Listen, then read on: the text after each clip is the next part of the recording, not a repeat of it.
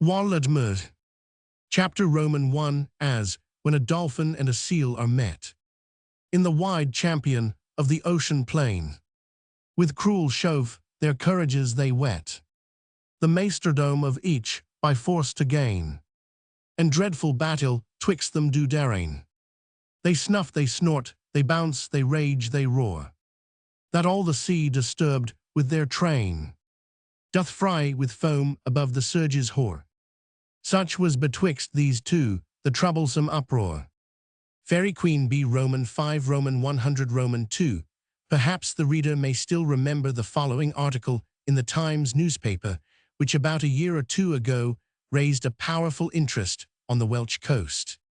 Carnarvon yesterday, the inhabitants of this city were witnesses to a grand but afflicting spectacle from the highlands of the coast.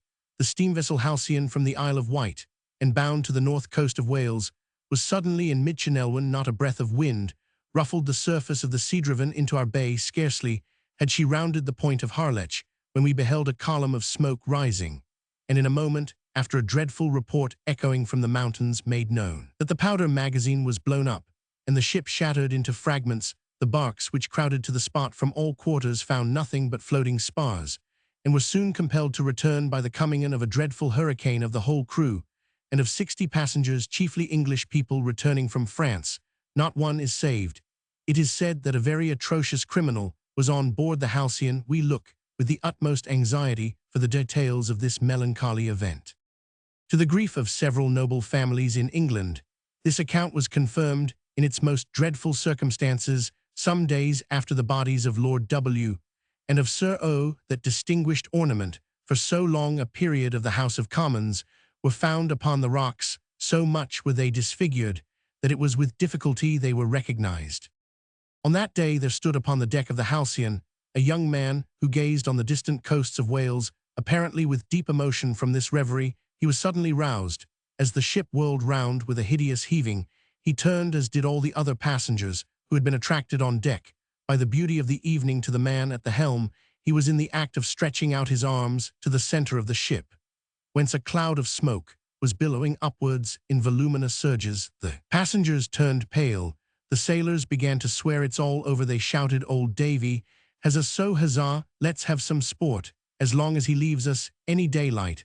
Amidst an uproar of voices, the majority of the crew rushed below stove in the brandy casks, drank everything they could find, and paid no sort of regard to the clamorous outcries of the passengers for help, help, except that here and there a voice replied, help, there is no help, old Nick will swallow us all, so let us swallow a little comfort first. The master of the vessel, who retained most presence of mind, hurried on deck. With his saber he made a cut at the ropes which suspended the boat, and as he passed Bertram, the young man already mentioned, who in preparation for the approaching catastrophe had buckled about his person a small portmanteau, and stood ready to leap into the boat with a blow of his fist, he struck him overboard. All this was the work of a minute. Scarcely had the young man been swept to a little distance by a wave when the ship blew up with a tremendous crash. The shattered ruins were carried aloft to an immense elevation. Bertram was stunned by the explosion, and upon recovering his senses, he saw no object upon the surface of the waters. The ship had vanished, and nothing remained but a few spars floating in the offing.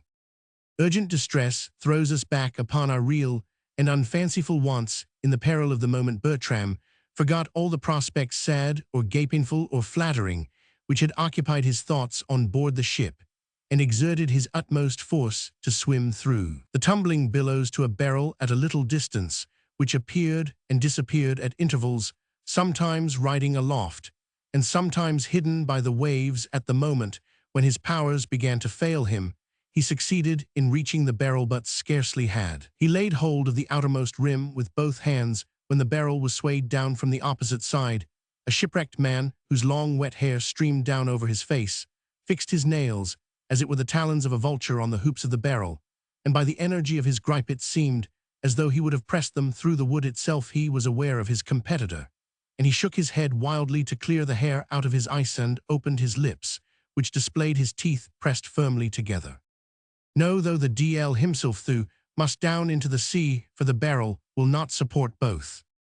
So speaking, he shook the barrel with such force that The young man, had he not been struggling with death, would have been pushed under water. Both pulled at the barrel for some minutes, without either succeeding in hoisting himself upon it in any further contest. They seemed likely to endanger themselves, or to sink together with the cask. They agreed therefore to an armistice. Each kept his hold by his right hand, each raised his left aloft, and shouted for succor, but they shouted in vain, for the storm advanced, as if it heard, and was summoned by the cry. The sky was black, and portentously lurid thunder now began to roll, and the waves, which had hardly moved before the explosion, raised their heads, crested with foam more turbulently at every instant. It is in vain, said the second man, heaven and earth are against us, one or both must perish. Messmate, shall we go down together? At these words, the wild devil all at once left loose of the barrel, by which means the other, who had not anticipated this movement, lost his balance, and was sinking. His antagonist made use of his opportunity. He dashed at the sinking man's throat in order to drag him entirely under the water, but he caught only his neckerchief, which luckily gave way. The other, thus murderously assaulted, on finding himself at liberty for an instant, used his time and sprang upon the barrel, and just as his desperate enemy was hazarding a new attack in a death struggle, he struck him with his clenched fist upon the breast. The wild man threw up his arms, groaned, sank back, and the waves swallowed him up. In the moments of mortal agony and conflict, human laws cease, for punishments have lost their terrors. Even higher laws are then silent.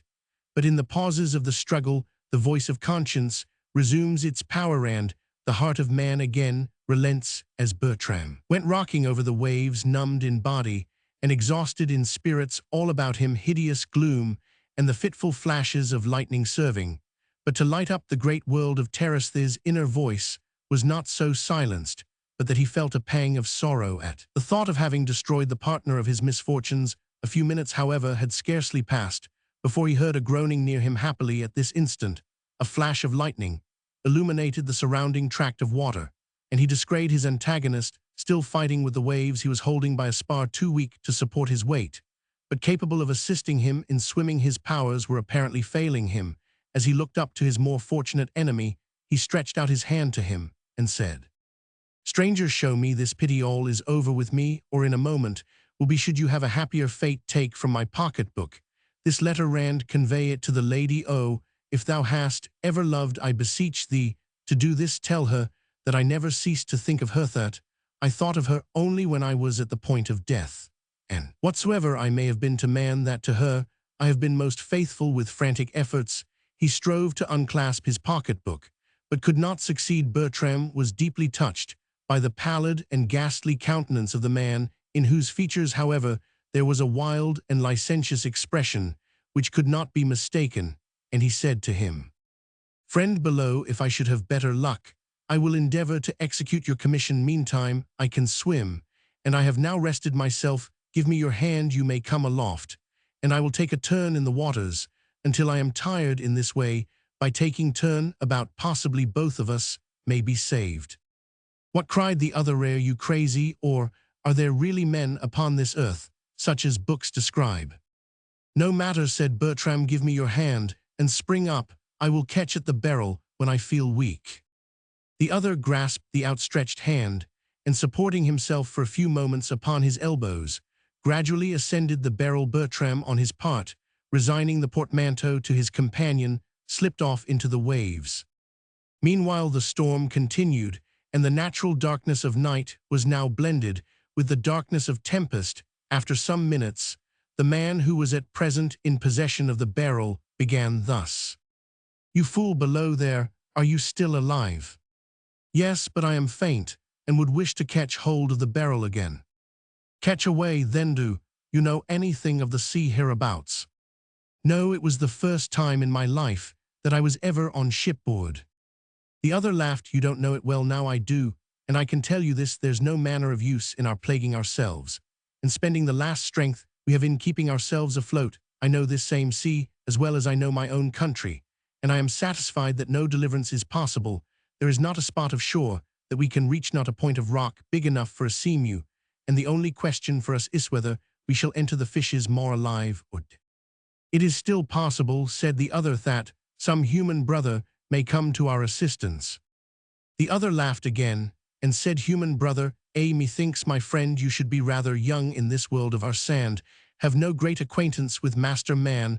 I know the animal, and you may take my word for it, that on such a night as this no soul will venture out to see. What man of sense, indeed, would hazard his life for a couple of ragamuffins like you and me? And suppose he would, who knows, but that it might be worse to fall into the hands of some men of sense than into the tender mercies of the sea.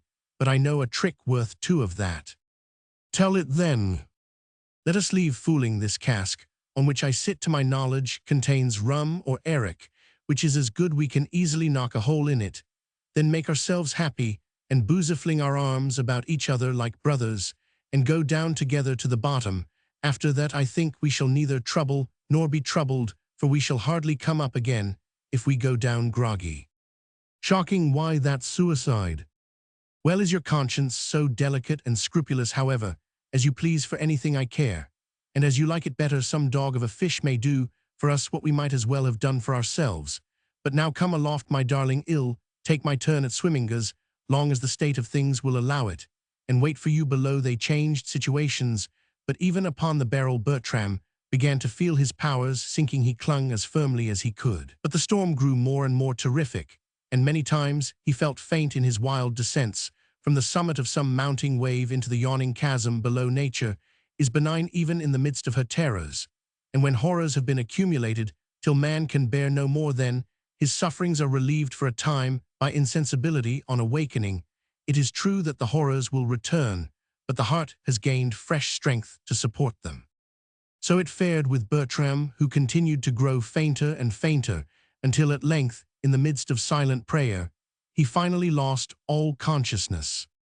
When Bertram next awoke from his fainting fit, he heard the sea no longer thundering about him, and no longer felt himself tossing upon its waves. There was darkness around him, but not the darkness of that mighty night, which the elements in uproar form. What first met his eyes was the obscure outline of a rude hut. For a long time he stared without consciousness upon the rafters of the ceiling, on which fish and ragged aprons were hung up to dry and swinging to and fro in the current of air. This monotonous motion, which under other circumstances might have lulled him to sleep like the ticking of a clock, gradually awoke him to entire consciousness.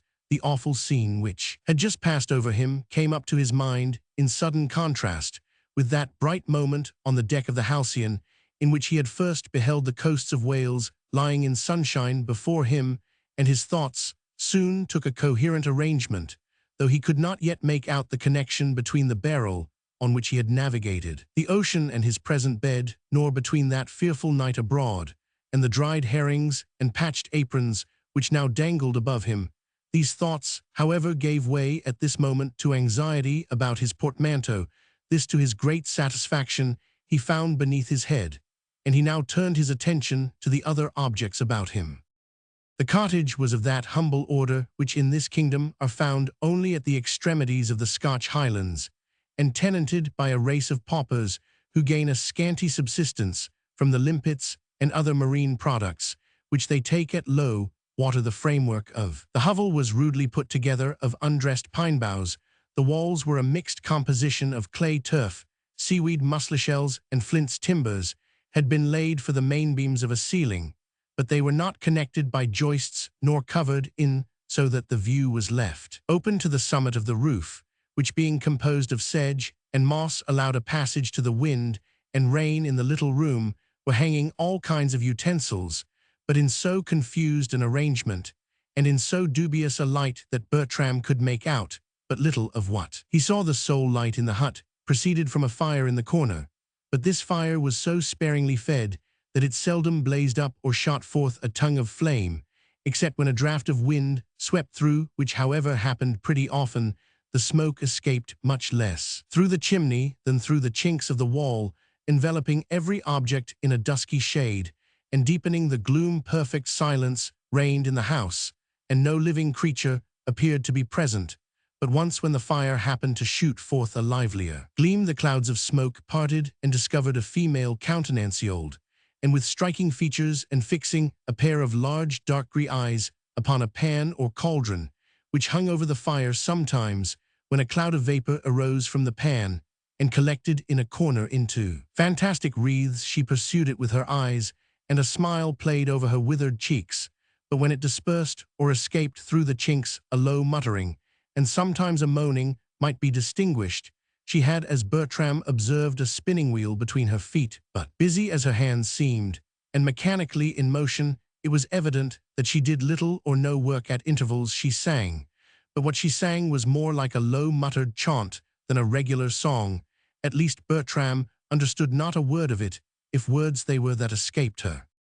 After one of these chants, the old woman rose suddenly from her seat, wrung her hands, seemed to trace strange circles in the air, and then scattered some substance into the fire, which raised a sudden burst of flames that curled over the cauldron, lit up the house for a few moments, and then roaring up the chimney left all in greater darkness than before. During these few moments, however, Bertram had time to observe the whole appearance of the woman with some distinctness.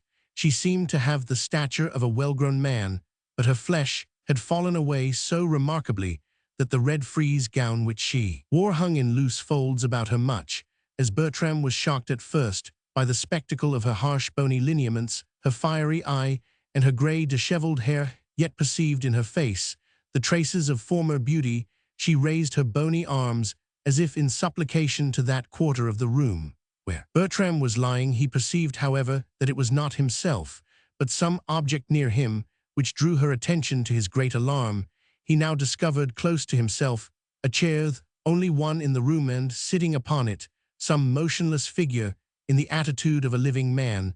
The old woman stretched out her hands with more and more earnestness to this object, as though she looked for some sign from it, but receiving none, she struck her hands violently together in a transport of rage, upset the spinning wheel, and fell back into her seat. If Bertram had at first felt compassion on witnessing the expressions of her grief and the anguish of her expectation, this feeling was soon put to flight by the frantic explosion of anger which followed. So great was his consternation that he resolved to attempt escaping unobserved from the cottage, and he first hoped to recover his full self-possession when he should find himself at liberty and in the open air. With this intention, it may be readily imagined how much his consternation was increased on finding himself unable to stir either hand or foot. His head even moved with difficulty, and it seemed as though no faculty had been left unaffected but that of eyesight, which served but to torment him by bringing before him this scene of terror. He could almost have wished to exchange his present situation for his recent exposure to the fury of the elements. He attempted to sleep, but found himself unable, and after the lapse of 2 long hours, he heard a knocking at the door. Chapter Roman 2. Tit fear her not, Lucius, somewhat doth she mean? Canst thou not guess wherefore she plies thee thus? Boy, my lord, I know not, I nor can I guess, unless some fit or frenzy do possess her. For I have heard my grandsire say full often, extremity of griefs would make men mad. And I have read that Hecuba of Troy ran mad through sorrow that made me to fear. Tit Andron Act Roman. For the knocking grew louder and louder, but the old woman answered not a word. On the contrary, she seemed only the more earnestly intent on her spinning. At length, a little rustling was heard by some artifice. The door was unbolted from the outside, and somebody stepped in. Even then, the old woman did not stir from her seat, and the man who had entered, flinging down a heap of old drift, would open the conversation himself. What's the matter now, mother, that you keep me so long waiting? Waiting, retorted the old woman, without raising her eyes from her wheel. You waiting, humph, a pretty waiting I should have, if I were to wait on every idle fellow that knocks. Ay, mother, but think of the weather and the frost that. The frost, I tell thee, what a bonnier lad than thou, and one that I loved better far, lies frozen in his grave. Well, here's a brave load of wood, I gathered it on the beach. Would I ragged fragments, there's many such drifting about in this world. Like enough, mother, and ragged as they are, there's many a bold fellow with rags on his back that would be glad to warm his hands over them. There's one in his grave will never warm himself again. And here the old woman began to mutter her unintelligible songs.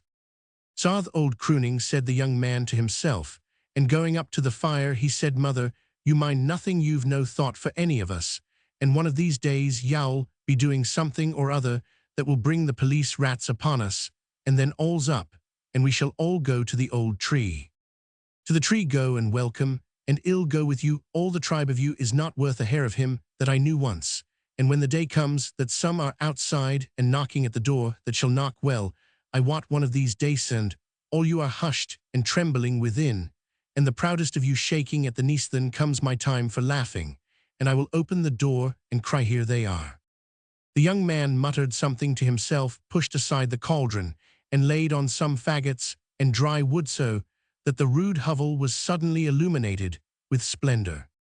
I said the old woman, best make a beacon fire, and light all the constables up hither. Well, better be hanged than freeze, but Mother Martha, where's the warm broth for the poor perishing soul when he wakes?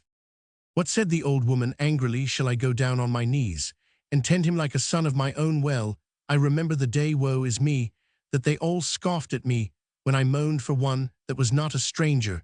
As God's my help, I'll be no laughingstock again. It's my turn to laugh next. But Nicholas, mother, it's Nicholas that bids us tend him, and our souls are pledged for the strangers. Nicholas, oh yes, Barney Nicholas, and his soul is in pledge too. The old one has had him once by the head, and for that time he let him go, but he has him for all that the noose is fast, and there's no shears will ever cut that noose. Without paying any further regard to her words, the young man filled a kettle with water and placed it on the fire, then shaking the old woman's arm as if to rouse her like a child into some attention to his words, said to her earnestly, Mother Gilly, now boil the seaman's drink of thyme, groundavy, pepper, ginger, honey, brandy, and all that belongs to it. You know how make it, as you make it for shipwrecked folk, and give it every hour to the poor soul there, and remember this Mother Gilly's life answers for his. Like a child that has been told to do something under pain of punishment, the old woman answered, I thyme, groundavy, pepper, ginger, and went about her work. The young man then came up to the bed, and laying his hands on Bertram said, Our poor soul, hell never be warm again. The sea has broke over him too roughly, but no matter, Mother Gilly must brew the drink. If the man were a corpse, for Nicholas has said it well. Mother, God bless you. And another time, when a Christian and one of us knocks at the door on a winter's night, sing out, come in. And if he should chance to be cold and thirsty, give him a glass of brandy, and think now and then that a living man is made of flesh as well as bones. Whither away then, Tom, to grace ill warrant, wench, that has snared thee, and carries thee away from all thy kinsfolk? No, I must be gone to the castle, for Sir Morgan hunts in the morning. Ah, that Sir Morgan, he wheedles thee, Tom, and to serve him thou leavest thy old mother, he and the young lady, and that lass Grace build houses for thee, but a mother's curse will pull them down. Mother, the baronet is my good friend. His father gave mine the oatfield by the shore, his grandfather saved mine from death in Canada, and the Walladmors have still been good masters, and we have still been faithful servants, and let the white hats say what they will them, that the quality calls radicals. Me notion is that people should stick to their old masters, and be true to them, and that's best for both sides. Go get thee gone to thy boat, false-hearted lad. Snakes will rear their heads out of the water, and seize on him that honoureth not his parents, and that forgetteth his brother. Without showing the least displeasure at these angry words, Tom took his leave, and the old woman now addressed herself in good earnest to the task of preparing the cordial for the young stranger. He meantime had gradually recovered his entire self-possession, and from the conversation between mother and son, most of which he understood, he had drawn conclusions which tended more and more to alarm him at his total loss of power over his limbs. From the expressions of the old woman, which marked an entire indifference about him, he anticipated that she would be apt to mistake his apparent want of animation for a real one, and busied himself with all the horrors which such an error might occasion. But he was mistaken. The old woman followed the directions of her son to the letter. When her preparations were finished, a pleasant odor began to diffuse itself over the house. She drew near to the sick stranger and rubbed his breast with a handful of the liquor. Almost immediately, he felt the genial effects. The muscles of his face relaxed. He breathed more freely. His lips opened, and she poured a few spoonfuls of the cordial down his throat. Then, wrapping him up in blankets, she raised him with a strength like that of a stout man rather than of an aged woman and laid him down by the fireside. Here the cordial combined with previous exhaustion and agitation, and the genial warmth of the fire soon threw him into a profound sleep. He slept as powerless as a child that is rocked by its nurse, lulled by the unintelligible songs which the old woman continued to murmur to her spinning wheeland, which still echoed through his dreams, though they had lost their power to alarm him. Some hours he had slumbered when he suddenly awoke to perfect consciousness, and what gave him still greater satisfaction, to the entire command of his limbs, he unswathed himself from his blankets, stood upright on his feet, and felt a lively sense of power and freedom. As he was once more able to stretch out his arms and legs in the house, all was silent. The fire upon the hearth was glimmering with a sullen glow of red light, and it appeared to be about daybreak. Window there was none, but through a sort of narrow loophole penetrated a grey beam of early light. This, however, lent no aspect of cheerfulness to the hut. On the contrary, the ruddy blaze of a fire had given a more human and habitable, though at the same time more picturesque air, to a dwelling which seemed expressly contrived to shut out the sun and the revelations of daylight. Looking round, he observed that the old woman was asleep. He drew near and touched her. She did not, however, awaken under the firmest pressure of his hand, but still, in dreams, continued at intervals to mutter and to croon snatches of old songs. An instinctive feeling convinced Bertram that he was a prisoner, and that it would be advisable for him to quit the hut clandestinely. This purpose he prepared to execute as speedily as possible without delay. He caught up his portmanteau and advanced to the door. It cost him no great trouble to find the bolts, and to draw them without noise, but on opening the door and shutting it behind him, he found himself in fresh perplexity, for on all sides he was surrounded by precipitous banks of earth, and the faint light of early dawn descended as into a vault through a perforated ceiling. However, he discovered in one corner a rude ladder by means of which he mounted aloft, and now found that the roof of this vault consisted of overarching eglantine thorn bushes, firs, and a thick growth of weeds and tangled underwood. From this he soon disengaged himself, turning round, and finding that the hut had totally disappeared from sight, he now perceived that the main body of the building was concealed in a sort of cleft or small deserted quarry, whilst its roof, irregularly covered over with mosses and wild plants, was sufficiently harmonized with the surrounding breaks, and in some places actually interlaced with them effectually, to prevent all suspicion of human neighborhood. At this moment, a slight covering of snow assisted the disguise, and in summer time a thicket of wild cherry trees, woven into a sort of fortification by an undergrowth of nettles, brambles, and thorns, sufficiently protected the spot from the scrutiny of the curious. Having wound his way through these perplexities, he found his labor rewarded, for at a little distance before him lay the main ocean. He stood upon the summit of a shingly declivity, which was slippery from the recent storm, and intersected by numerous channels, so that he was obliged in his descent to catch hold of the bushes to save himself from falling. The sea was still agitated, the sky was covered with scattered clouds, and in the eastern quarter the sun was just in the act of rising, not, however, in majestic serenity, but blood-red, and invested with a pomp of clouds, which reflected from their iron-gray the dull ruddy colors of the sun. When the sun rises red, said Bertram, it foreshows stormy weather. Have I then not had storms enough in this life? He looked down upon the sea, and saw the waves as they rolled to shore, bringing with them spars, sails, cordage Roman 100, which either dashed to pieces against the rocks, or by the reflux of the waves were carried back into the sea. Strange, said he, what has with difficulty escaped the sea after struggling fruitlessly for preservation is destroyed in a moment, or carried back into the scene of its conflicts. Is not this the image of my own lot? With what mysterious yearning did I long for England! All the difficulties which threatened me on the continent, I surmounted only to struggle for my life, as I came within view of the English shores, to witness the barbarizing effects upon human kindness of death approaching in its terrors, and at last perhaps to find myself a helpless outcast, summoned again to face some new perils. He still felt the effects of his late exhaustion, and sitting down upon a large stone, he threw his eyes over the steely surface of the sea, looking upwards. Again he was shocked at beholding a few paces from him the tall, erect person of his hostess. She stood upon a point of rock with her back to the sun, and intercepting his orb from Bertram, so that her grey hair, streaming upon the wind her red cloak, which seemed to be set, as it were, in the solar radiance, and the lower part of her figure, which was strongly relieved upon the tremulous surface of the sea, gave to her a more than usually wild and unearthly appearance. Bertram shuddered, as before a fiend, whilst the old woman by whose side crept a large wolf-dog said, with an air of authority, "So then I see the old proverb is true, save a drowning man, and beware of an adder's sting, but I have power, and can punish the thankless heart, so rise, traitor, and back to the house." Bertram felt himself too much reduced in spirits, and too little acquainted with the neighborhood to contest the point at present.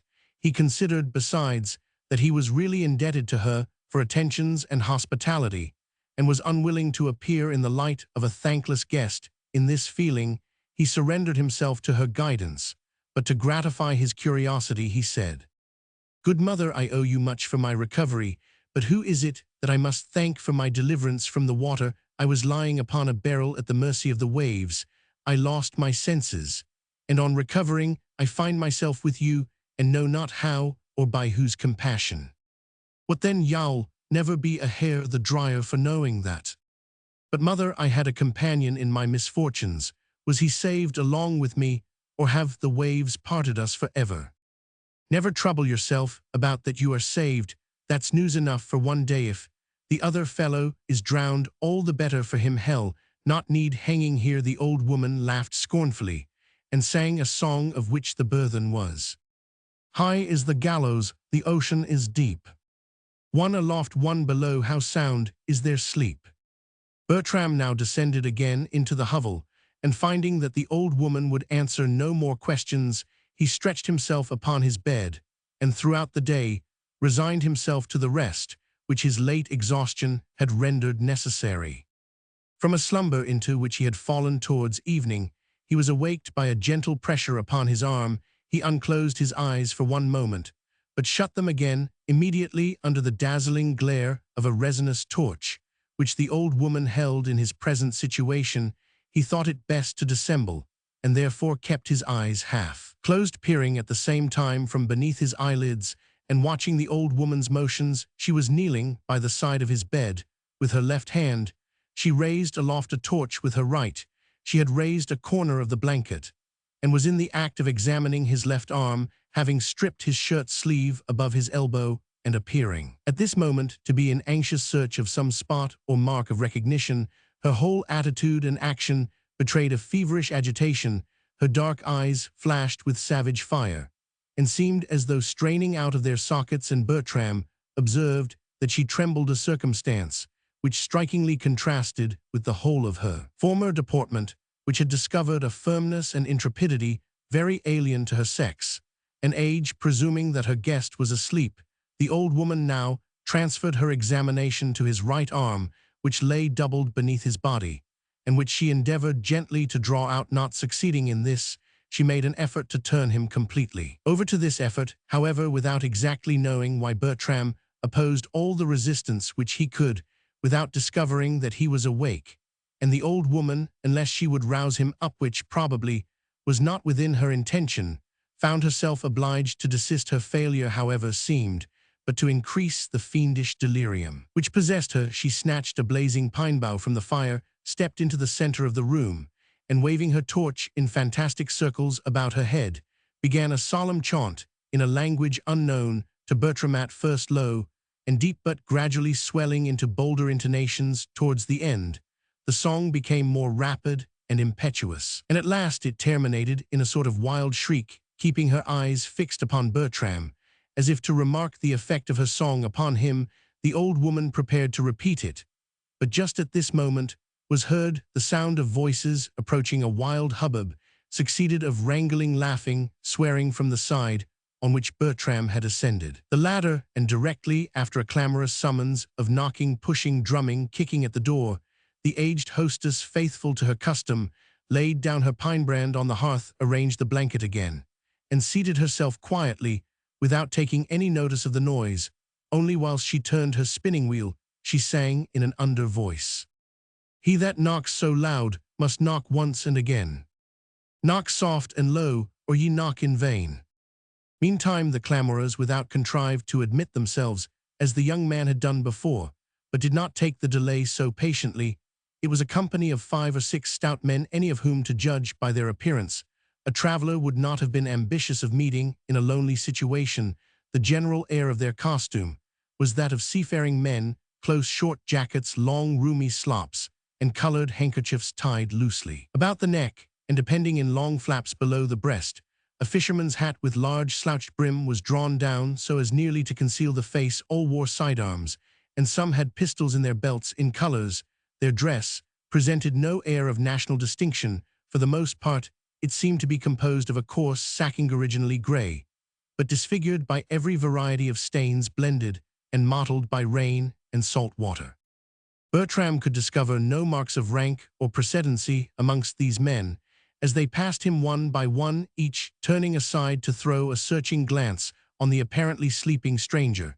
As they advanced to the old woman, they began to scold her, so at least Bertram gathered from their looks, gestures, and angry tones, for they spoke in a language with which he was wholly unacquainted. She, whom they addressed, however, seemed tolerably familiarized to this mode of salutation, for she neither betrayed any discomposure in her answers, nor ever honored them by raising her eyes to their faces, but tranquilly pursued her labors at the spinning wheel.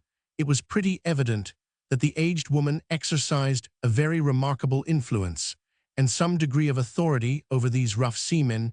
She allowed them to run on with their peal of angry complaint, and as soon as the volley was over, she started up to her feet with an authoritative errand, uttered a few words, which, interpreted by such gestures as hers, would have been understood by a deaf man as words of command that looked for no disobedience.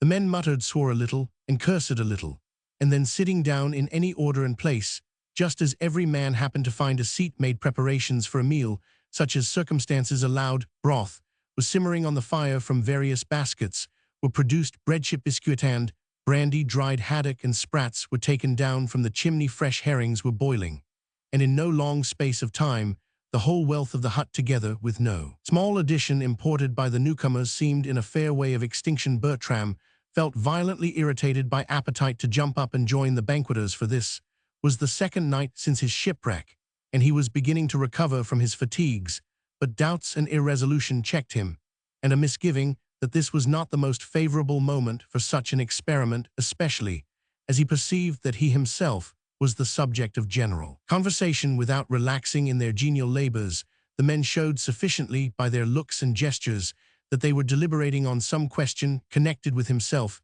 The old woman now and then interposed a word, and the name of Nicholas, as Bertram remarked, was often repeated by all parties. Some person of this name continued to occupy the conversation an hour longer. Frequently it happened that one or other of the company uttered an oath in English or Dutch, and seemed disposed to pursue the conversation in one of those languages, but in such cases the old woman never failed to check him, either by signs or in her own language, which was wholly unintelligible to Bertram, so that of the entire conversation he could make out nothing more than that it related to himself. After the lapse of about an hour the whole party retired, and the hut was again restored to its former solitude and quiet. Chapter Roman 3. This Lawler here will prechen us somewhat. Nay, by my father's soul, that shall be nat. Say the shipman here shall be nat preche. He shall no gospel glosen here ni tesh. We leave an all in the gret God quad he wold so in some difficulty, or springen cockle in our clean come Chaucer.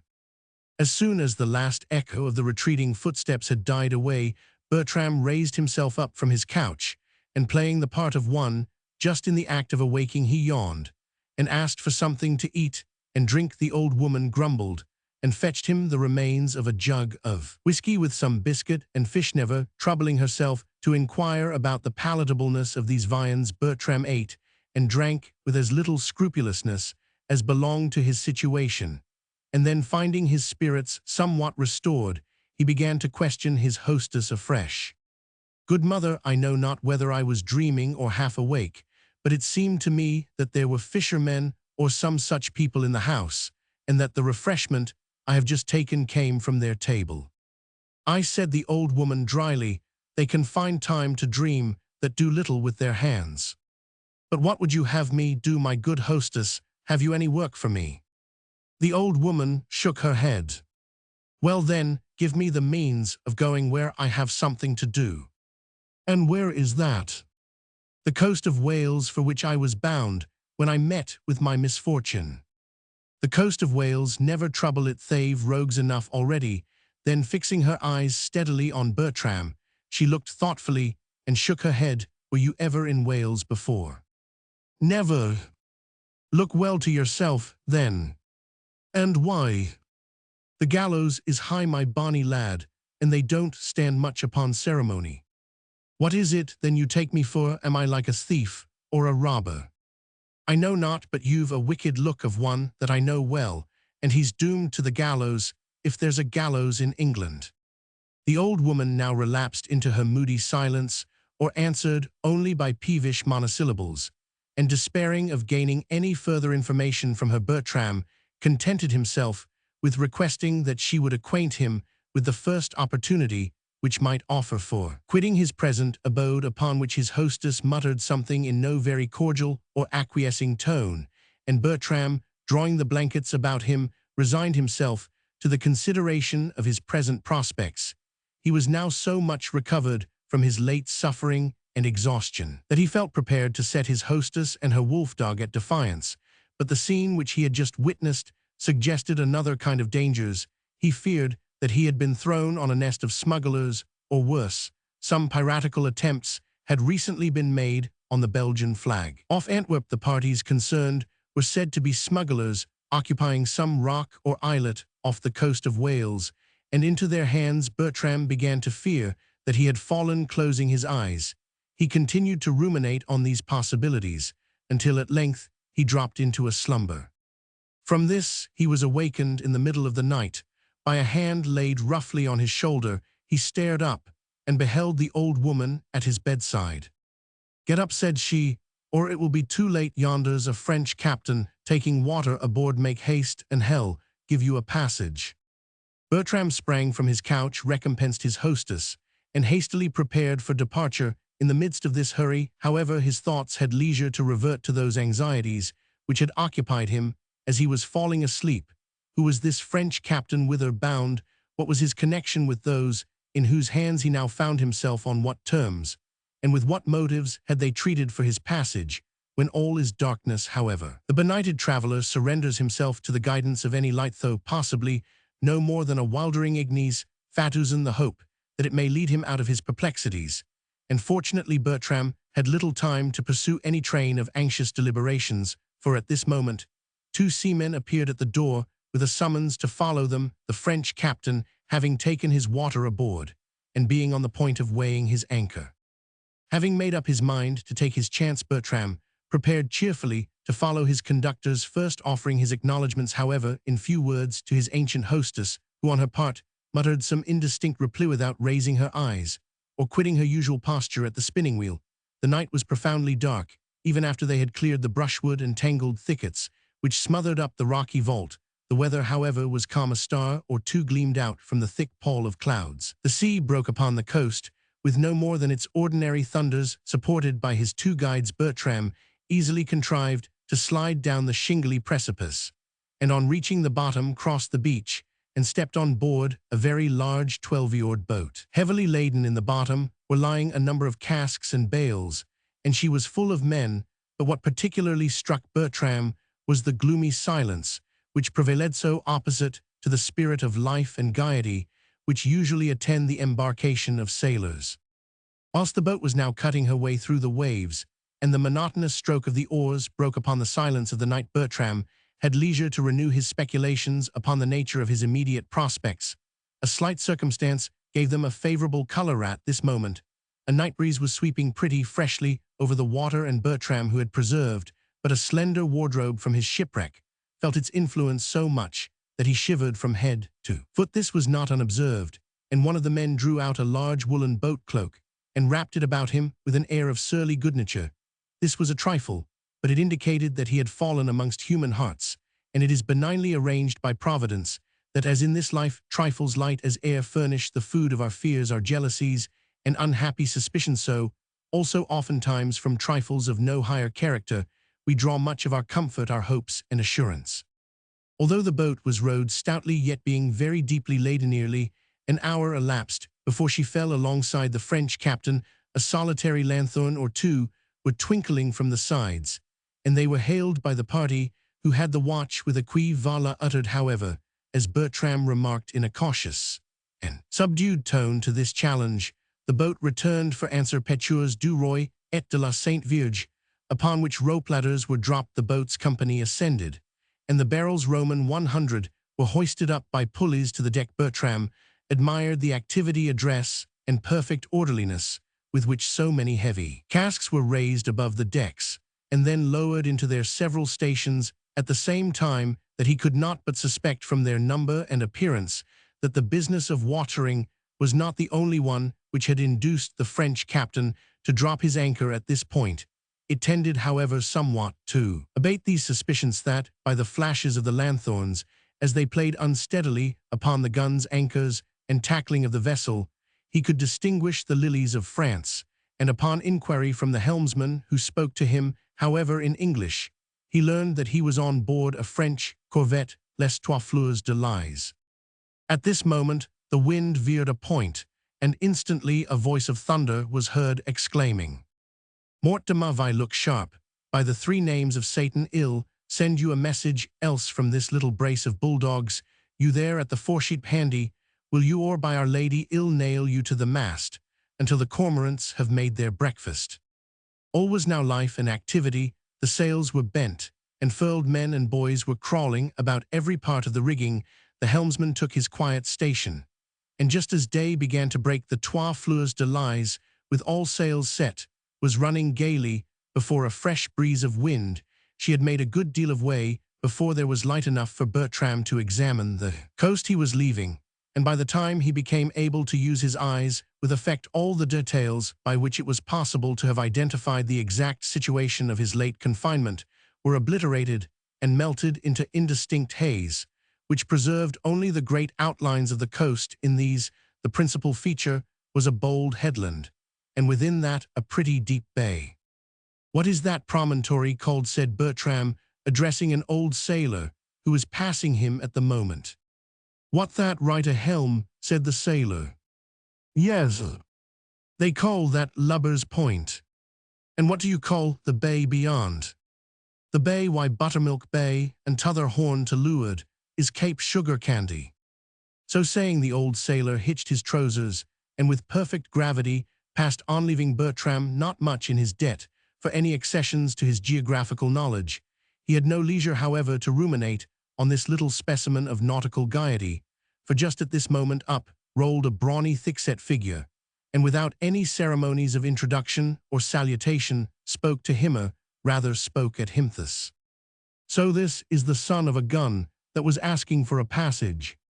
The lordly step and gay confidence of eye sufficiently announced to Bertram that he who addressed him was the captain of the ship, apart from which claims of rank he was striking enough by mere personal appearance to have commanded the homage of very particular attention from any judicious spectator.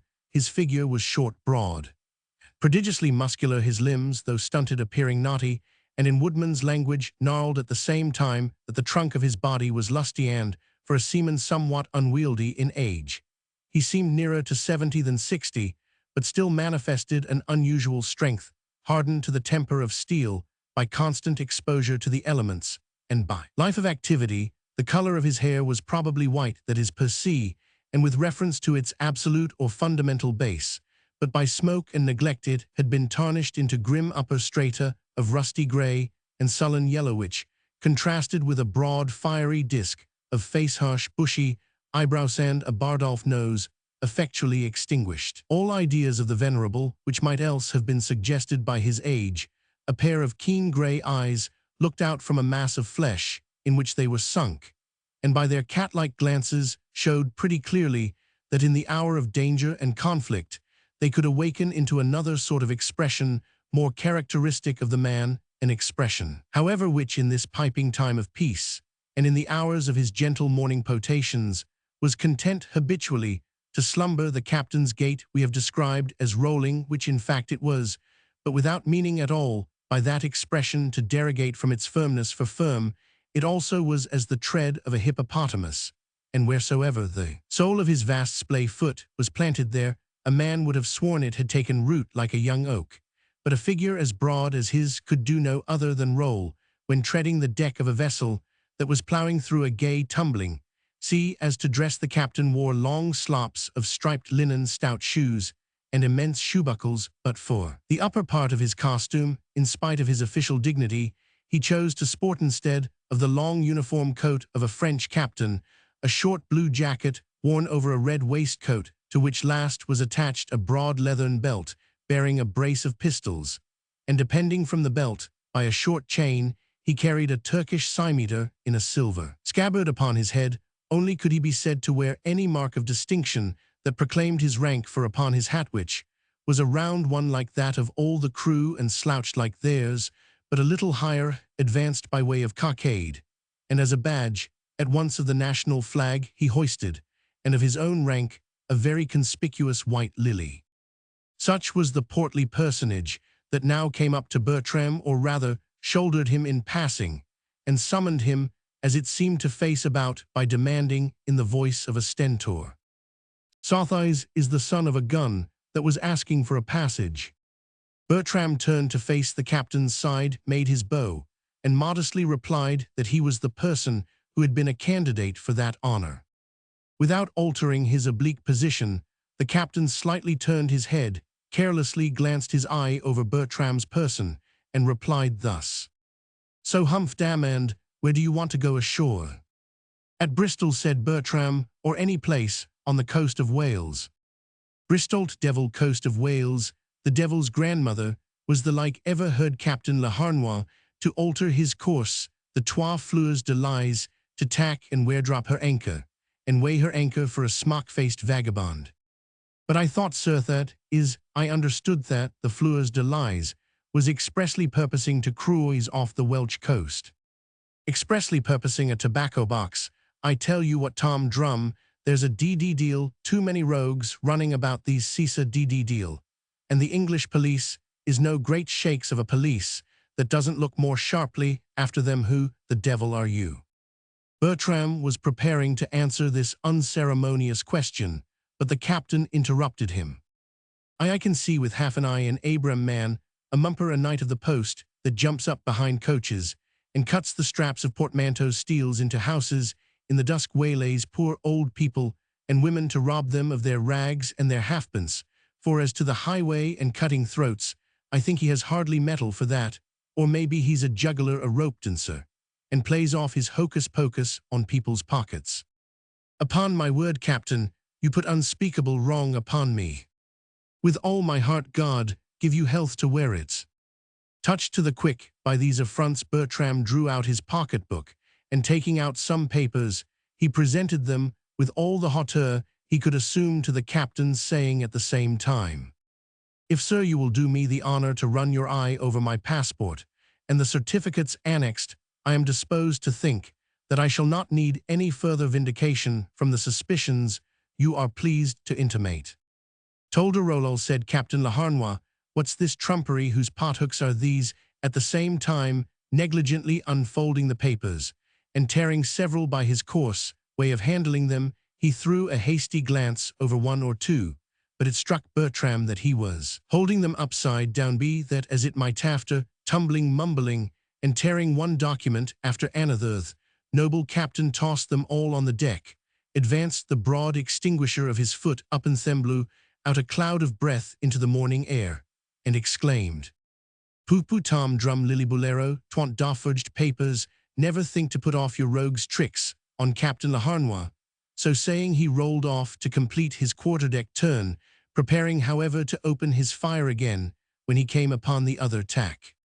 Bertram's indignation was naturally great at what he viewed as an unprovoked outrage, and in spite of his precarious situation, and though fully aware that he was in the captain's power, he was on the point of giving a loose to those feelings which calumniated innocence, is at all times privileged to express when the boatswain tapped him on the shoulder and whispered in his ear.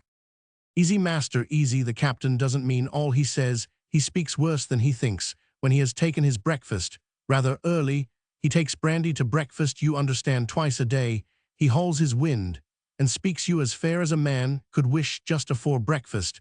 That's once your next times just afore noon. Oh, but it's pleasant talking with the captain then. At this moment, Captain Laharnois was again bearing down, and just as he brought his broadside to bear, Bertram, who was in the act of gathering up his scattered papers and replacing them in his pocketbook, contented himself with observing that on shore he hoped at least to meet with some magistrate that would pay more respect to papers regularly authenticated. Shore magistrate, thundered the captain, the dragon and his horns. What's a shore magistrate? More than a saltwater magistrate, mort de ma vie. I take it a captain's commission, with 4 ministers' hands to it signed and countersigned, should be as good as a lubber's warrant. What talk to me of lawyers and justices, the fleurs de lis, is as good a lawyer as I know. Egad, when she shows her teeth, and here Captain Laharnois grinned horribly, and showed his own, which after their kind were not less formidable. Egad, she can lay down the law too. Egad, can she? Aye, and I've seen the day. And here the captain chuckled in a fondling tone. I've seen the day that the little wanton devil has made law, and good law it was, though some said not, blast their eyes. To all this Bertram was silent, and Captain Laharnois, pursuing his tender remembrances, broke out afresh. Ah, the pretty little vengeful devil, ha ha ha, I remember, but d-n me, if that's not the very thing that Master Tommy here is thinking of. He has heard that story or some other as good, and that's what he means by singing out for shore law. But youngster, I'd have you to know that's all over, that score's rubbed out, and the little frisky gypsy, d-n her, for a little hardened devil, has got her pardon alls right now. Her decks are washed, she has a chaplain on board, and she carries the flag of his most Christian Majesty. Indeed, said Bertram. I indeed, most venerable youth, the flag of Louis le Desire. Do you hear? Have you anything to say against that? What does Smockface think of the Bourbons? Is Smockface not a good subject, eh? Captain Laharnois, I am neither a French subject by birth, nor in any respect indebted to the French government, nor owe it any obedience, on which account I am sure you will see the propriety of dispensing with any declaration of my political sentiments in this matter. What not Bourbonish? Oh, but that's a foul fault, Master Tommy. My shipton her for a little vixen. She doesn't know what shed be at my ship. She's Bourbonish, I am Bourbonish, my lads, they're Bourbonish. We're all Bourbonish, and ill have nobody swabbing my deck that's not Bourbonish. I congratulate myself, said Bertram, on sailing with so loyal a subject of his most Christian Majesty. I, that's soon said, but if youngster is not Bourbonish, is he not liberal neither? Such are my unfortunate circumstances, Captain Laharnois, that at present it is wholly out of my power to be liberal. I really. Come, that's well, however, glad of that. That's something, my shy cock, anything but a liberal or a constitutional. Cut portmanteau straps, waylay old women, hocus pocus, anything you like, but I'll have no liberal doings here. No liberality shall be found on board of me, whilst my name's Laharnois. Damn, I've a character to support. I believe we mistake each other. There are different sorts of liberality, and what I meant to say was, I care nothing about it. It signifies nothing talking about sorts of liberality. I'll have no sort. And now pray, what religion are you of? Has Smockface no religion, eh? Really, Captain Laharnois, it does appear to me that no man is authorized or commissioned merely upon the strength of flinging a rope to a drowning man, or affording him some common office of humanity to institute an inquiry into his religious creed. O crimini, not commissioned by my commission, I am to lay hold of every man that has anything to say against his most Christian Majesty the Catholic faither. Our Lady, my commission is that I am to overhaul every man's religion. And as to what Junker says about flinging a rope's end for it, if I fling a rope to a drowning man, and he lays hold of it by my commission, I am to say, ahoy there, waterfowl, are you religious? Is your religion so and so? And if he sings out, no, my commission is to let go the rope, and to say then first of all, get baptized with salt water. And when that's done, come and tell Captain Laharnois, that's my commission DN. I think I should know what my commission is DN. But Captain, you can surely make allowances for my education that may have been unfortunate, but still, I profess the most entire respect for the Romish Church and her adherents. Respect and BDD, ill have no respect, ill have religion pure neat religion with none of your Protestant water in it, or DD half and half my ship. A little vixen, she's religious, for I tell you she's had her deck scrubbed by the chaplain. I am religious, ship's company's religious, we're all religious, and my passengers shall be religious, or my name's not Laharnois for my commission, says that I am to have none but the very best of Christians aboard prime articles, and none else no damaged lots.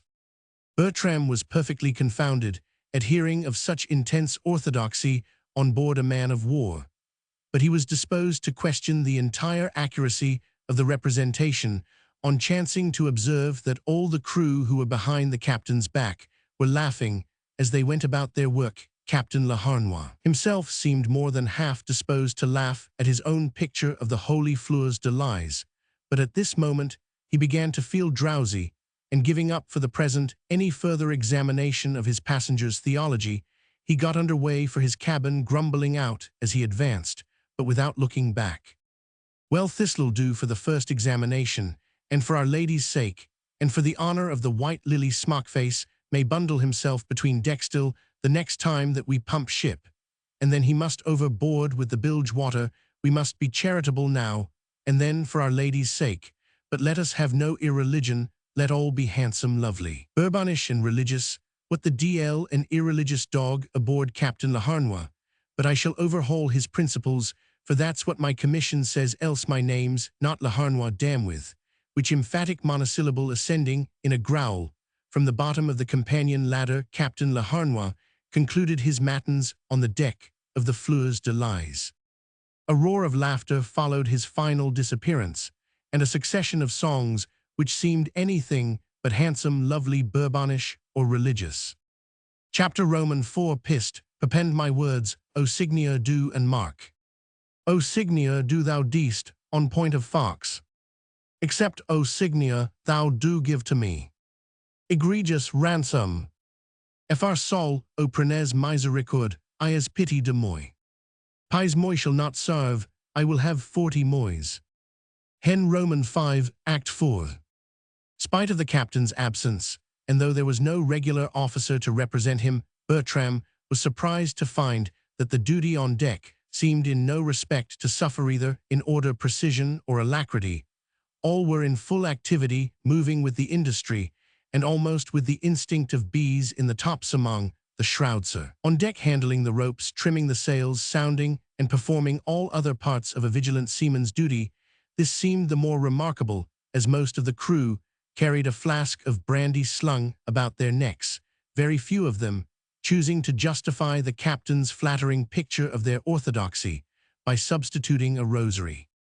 The steady old helmsman, to whom Bertram was communicating his astonishment, replied, Aye, but this is nothing. You should see them in a storm or on a boarding party. There's not a man of 'em but might take the captain's place, and for that matter the captain might take any of ours, for he's as good a seaman as ever stepped the deck, and once he was the handiest among us all and would take his turn at anything.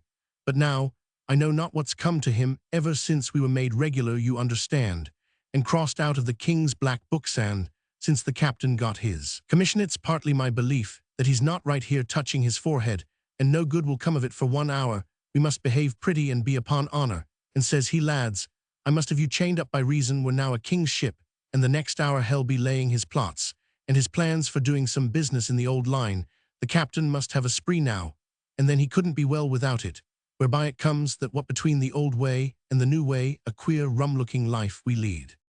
Of the business on board, however, though interesting for a short period, Bertram soon grew weary, and stretching himself at his length upon the deck, he gradually withdrew his attention from everything that was going on about him to the contemplation of the sea and the distant shores, which he was approaching. The day, for a winter's day, was bright and sunny, the sky without a cloud, the atmosphere of a frosty clearness, and the sea so calm that it appeared scarcely to swell into a ripple, except immediately in the ship's wake the distant promontory, which he suspected to be the point whither he had been washed by the waves after the explosion of the Halcyon, and which seemed the extremity of a small island, had now receded into an azure speck. The ship's course lay to the southward or southeast, and on the larboard quarter, a long line of coast trended away to the southwest. A remarkable pile of rock on this coast attracted his attention and riveted his gaze, as by some power of fascination.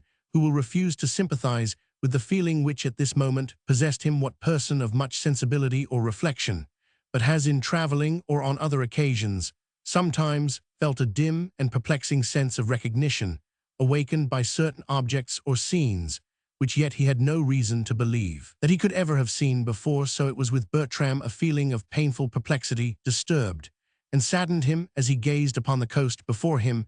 He felt as though he had at some early period of his life been familiar with some of its features, which yet seemed impossible, for he now understood from the helmsman that what he saw were parts of the Caernarvonshire and Merionethshire coasts in the neighbourhood of Pwllheli Bay. The wind was fair, and the Fleurs de Lys carried so much sail that within the next hour the whole line of coast and bay began to unfold itself, and all the larger objects were now becoming tolerably distinct. Of these the most conspicuous was a lofty headland, which threw its bold granite front in advance of all the adjacent shore, and ran out far into the sea like a diadem. Upon its summit was planted an ancient castle, presenting a most interesting object to the painter. If it were not in some respects rather grotesque, it might truly be described as planted, for it seemed literally a natural growth of the rock, and without division of substance. It was indeed, in many places, an excavation quarried into the rocks, rather than a superstructure upon it, and where this was not the case the foundations had yet been inlaid and dovetailed, as it were so artificially, into the splintered crest of the rock, and the whole surface had been for ages so completely harmonized in color by storms and accidents of climate, that it was impossible to say where the hand of art began or that of nature ended. The whole building displayed a naked baronial grandeur and disdain of ornament, whatever beauty it had seeming to exist rather in defiance of the intentions of its occupants, and as if won from those advantages of age and situation which it had not been in their power to destroy. The main body of the building, by following and adjusting itself to the outline of the rock, had of necessity taken the arrangement of a vast system of towers and quadrangles, irregularly grouped and connected at intervals. It was belted with turrets, and its habitable character was chiefly proclaimed by the immense number of its windows, and by a roof of deep red tiles, which last, though generally felt as a harsh blot in the picturesque honors of the castle, were, however, at this particular time, lowered into something like keeping by the warm, ruddy light of the morning sun, which was now glancing upon every window in the seafront, and also by the dusky scarlet of decaying ferns, which climbed all the neighboring hills, and in many plains skirted the water's edge. In what style of architecture the castle was built, it would have been difficult to say.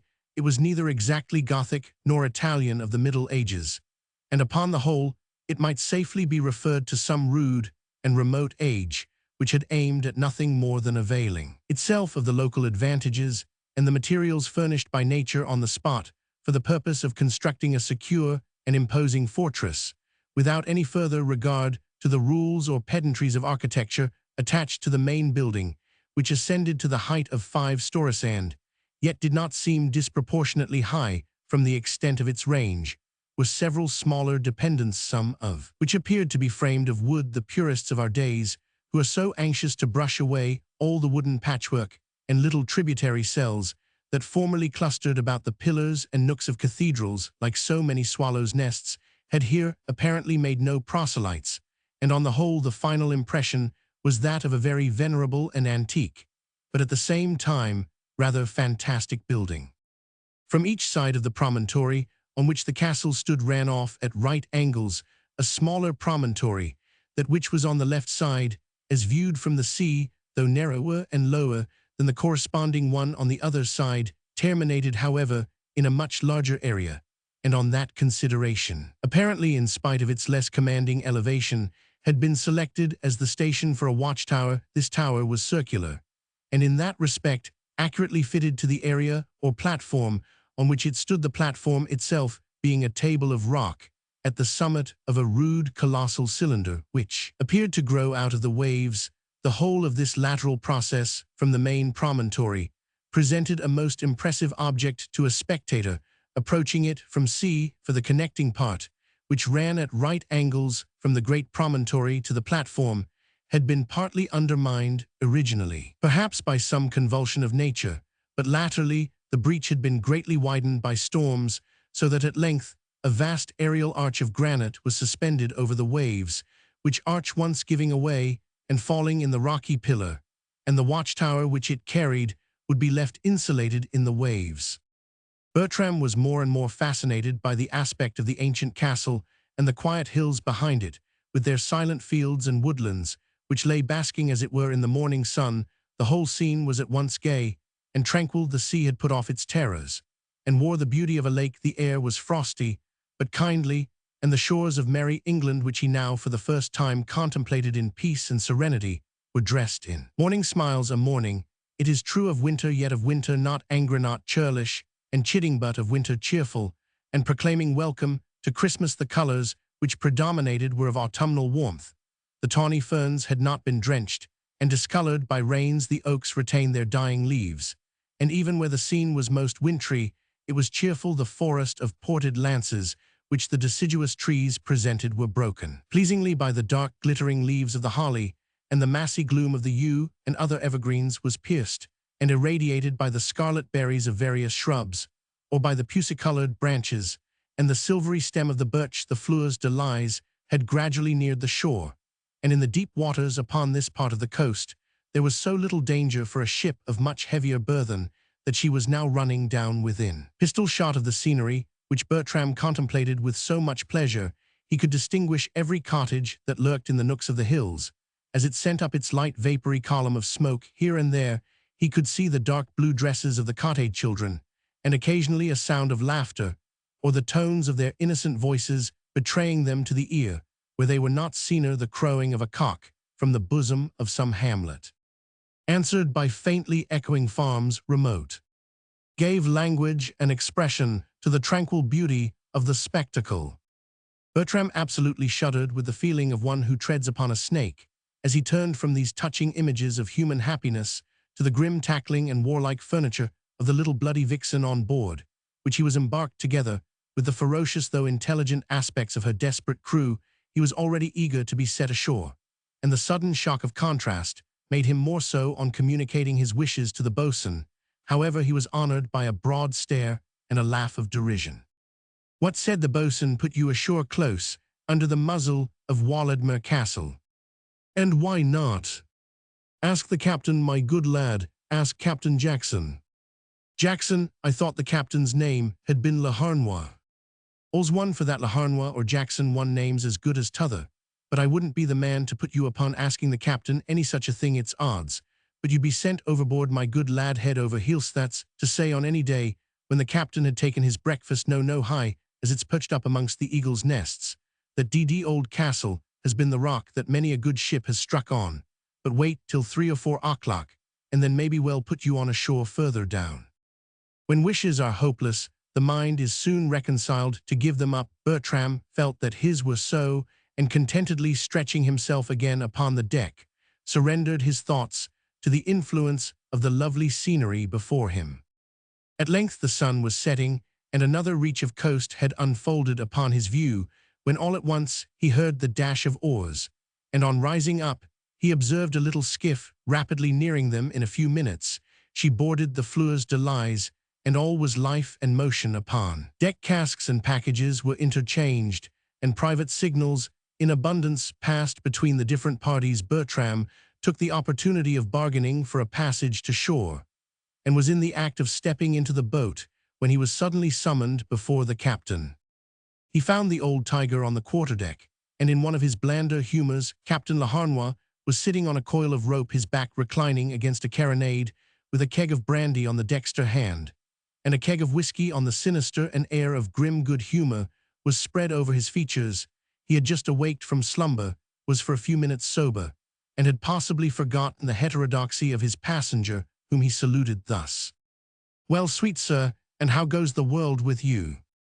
Captain Laharnois I understand that I can have a passage in the boat alongside, and I am really anxious to go ashore."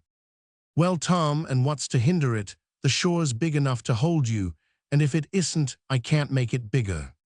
"Then, Captain, I have the honor to wish you a very good evening." "The same to you, Tom, and I have the honor, Tom, to drink your worship's health." "I thank you, sir, and perhaps you will allow me to leave a trifle to drink for the boat's crew that brought me aboard." "Do, Tom, leave a trifle. I'll allow you to put 50 francs down on this whiskey keg." "50 francs, Captain Laharnois. Permit me to remind you that I only came aboard this morning, and that—" "Jessamy, it's no use talking 50 francs. We give no change here. And what the DL would you think to treat the crew of the Fleurs de Lis for, and 40 picked men, with less than 60 francs?" "60, Captain. You said 50. "Did I? Well, but that was the first time of asking. Come quick, me young gallantor. I shall hoist it up to 70. I say, bosun, tell the smith to send me a hammer and a few 10-penny nails. I've a customer here that's wanting to cheat me, and I see I must nail him to the mast before we shall balance books. But stop a minute, I'll tell you what, Jessamy, if you'll enter aboard the Fleurs de Lis, I'll let you off for the money." "I fear, Captain, that your work would be too much for my constitution. I am hardly strong enough to undertake such severe duty." "Not strong enough, oh the dragon, my darling, what should ail you? I'll make you strong enough by tomorrow morning. Just hang him up an hour to the mast head, salt him, take him down, pickle him, hoist him up in the main tops to season, then give him some flapdragon and biscuit, and I'll be bound there's not a lubber that lives but will be cured into a prime saltwater article, but come 60 francs. Bertram hesitated for a moment, during which Captain Laharnois rose, turned on his heel, placed himself astride the carronade, with a large goblet of brandy in his right hand, and with the air of an old Cupid, who was affecting to look amiable and to warble, but in reality more like a Boreas, who was growling, he opened the vast chasm of his mouth, and began to sing a sentimental love song. Bertram perceived that, as the brandy lowered, Captain Laharnois' demand would be likely to rise, and therefore paid the money without further demur. "And now, my sweet boy," said Captain Laharnois, "what do you think of the Fleurs de Lis tight sea-boat? Isn't she, and a little better managed than the Halcyon? Things go on in another guess fashion here than they did on board your DD steamboat. Different work on my deck, eh?" "Very different work, indeed, Captain Laharnois." "I a DD deal different, my boy.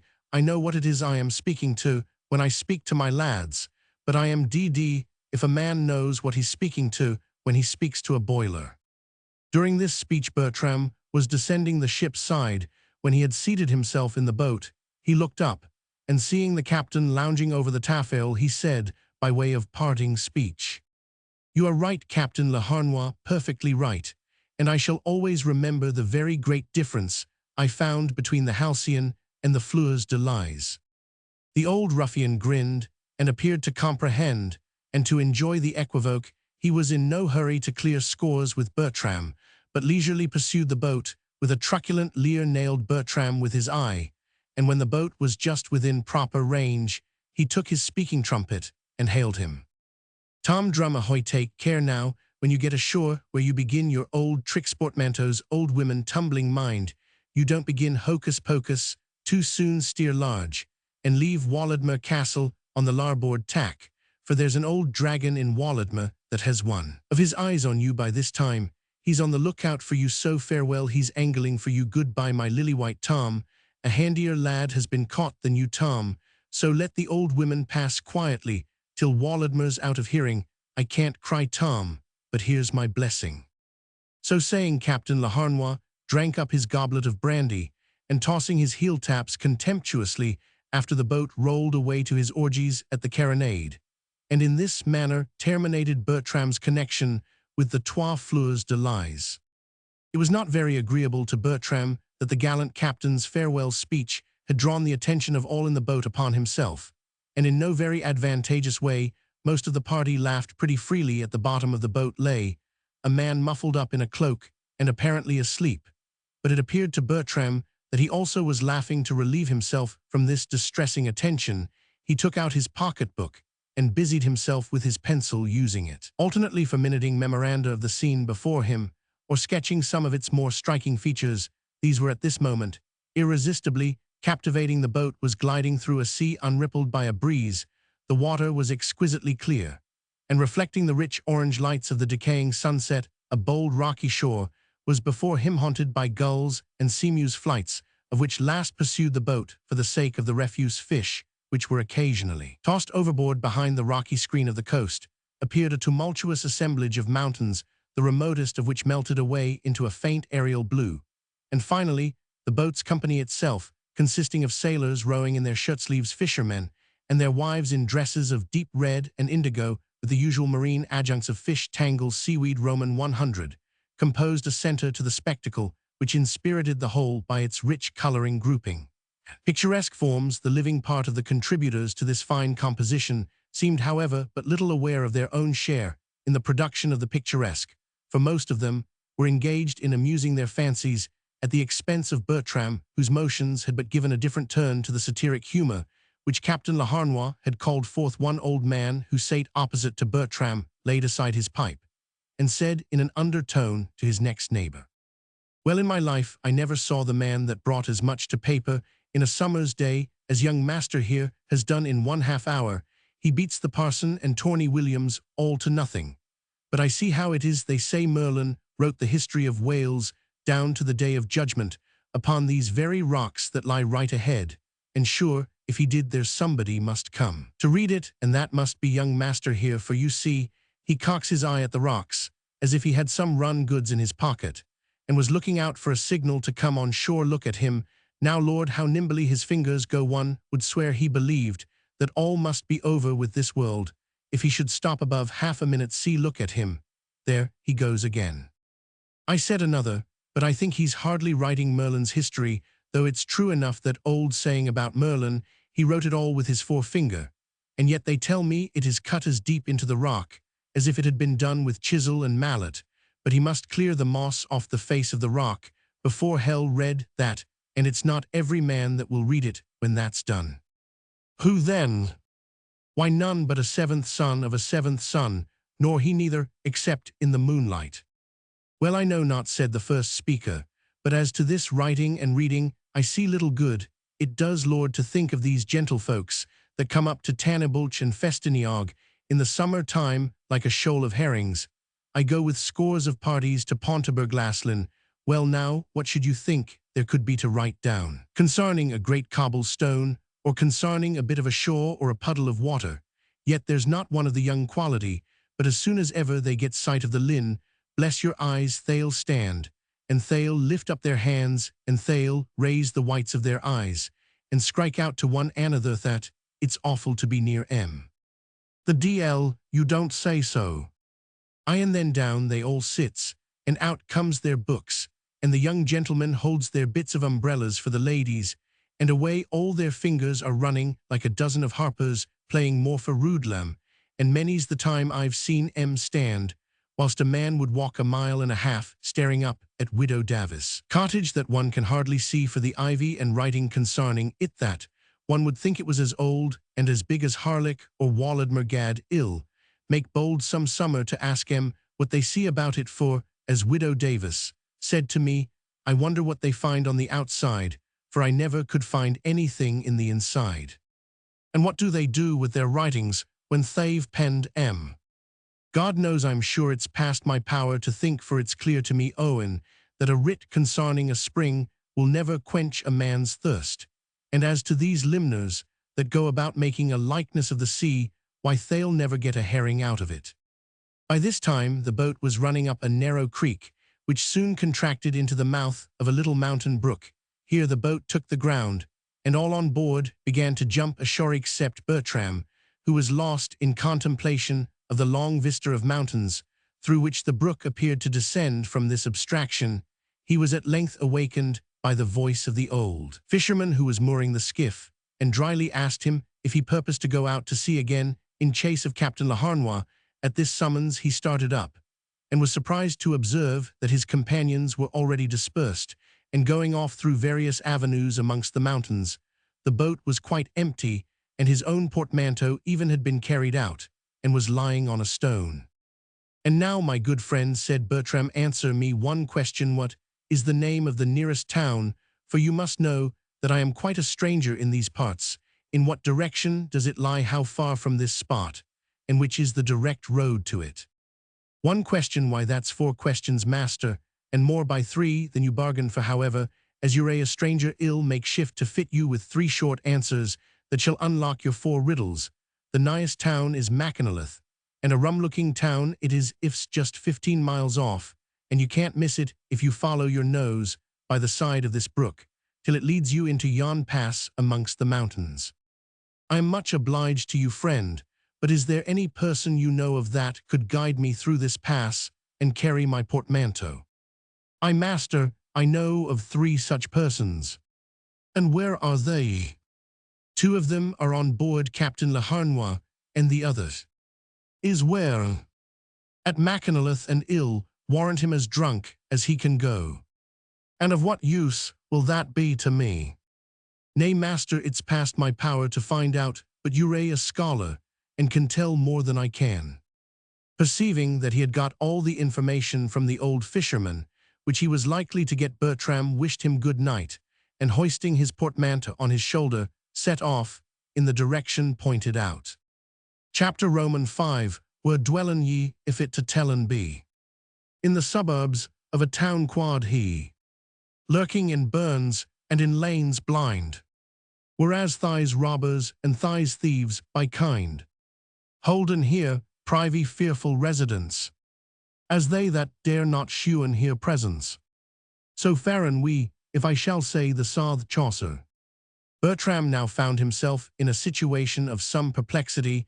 He was alone, perfectly unacquainted with the country. It was already dusk, and he had to make his way through a labyrinth of hills, which was likely to present danger in more shapes than one his experience on board Captain Laharnois had taught him that he was not perfectly secure. From behind and before him was a mountainous region, bitter, peopled in all probability with precipices and torrents, than with human habitations. Under these circumstances, he had to go in quest of a lodging for the night, and this, from all that he had read of England on a double account, he could scarcely venture to anticipate under any respectable roof. First, because he was on foot, and secondly, because he carried his own portmanteau. However, he entered on his course with spirit, and for some time advanced without much difficulty.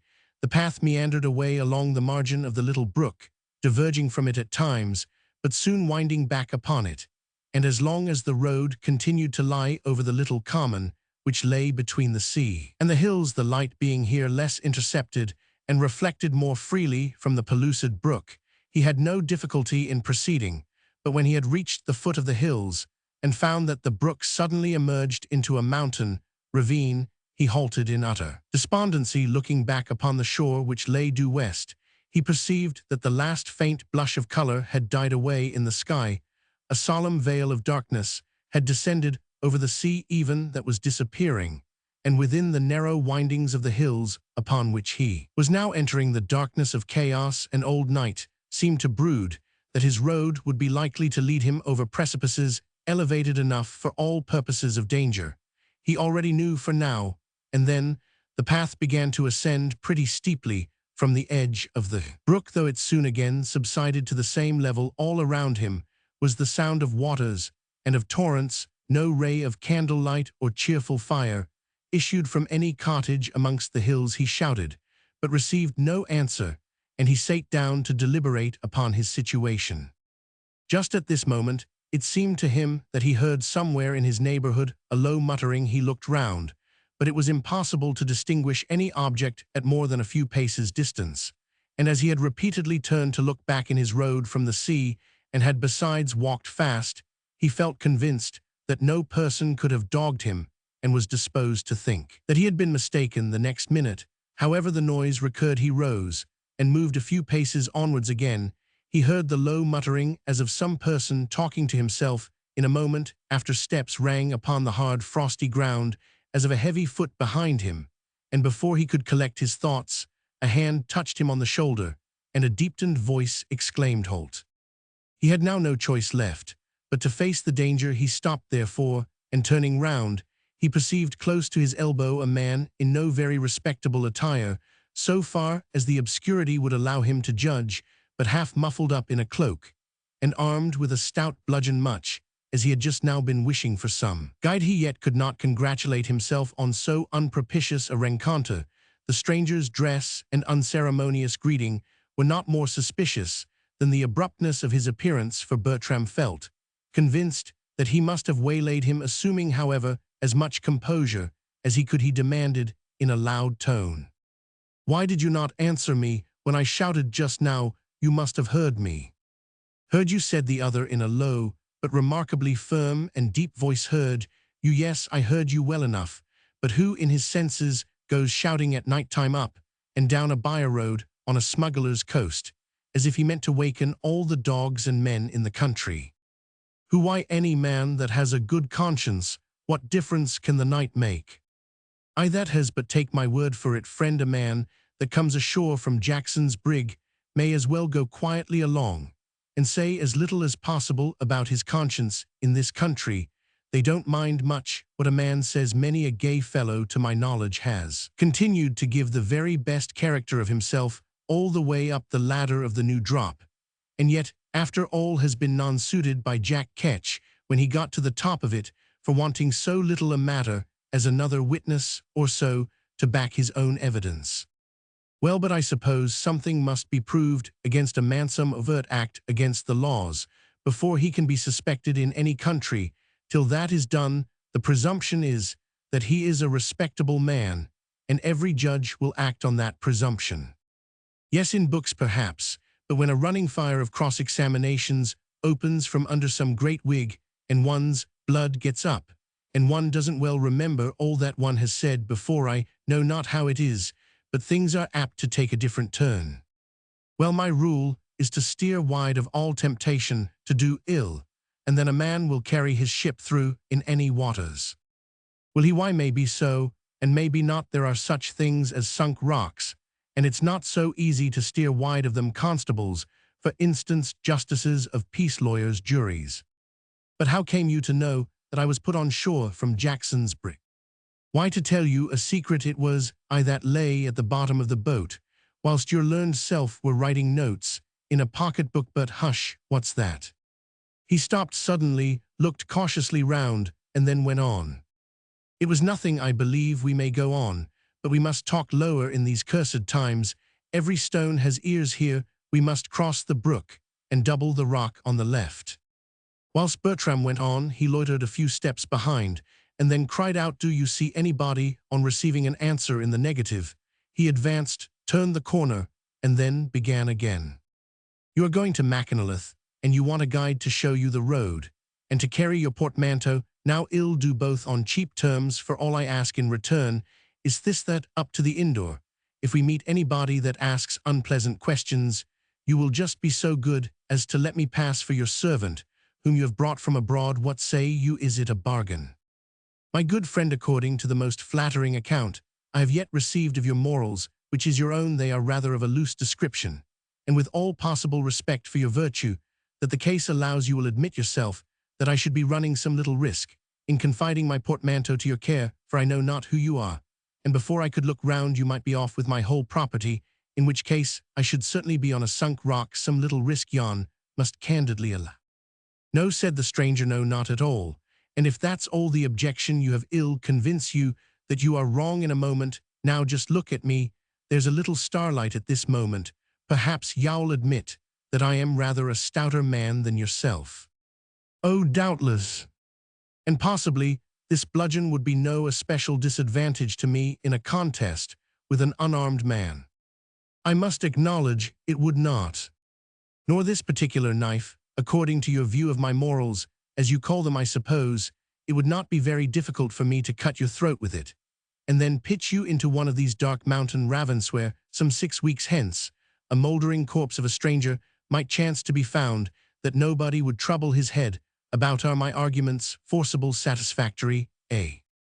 "Undoubtedly, I must grant that there is considerable force in your way of arguing the case, but permit me to ask what particular consideration moves you to conduct me and my portmanteau, without hire to Mackinac.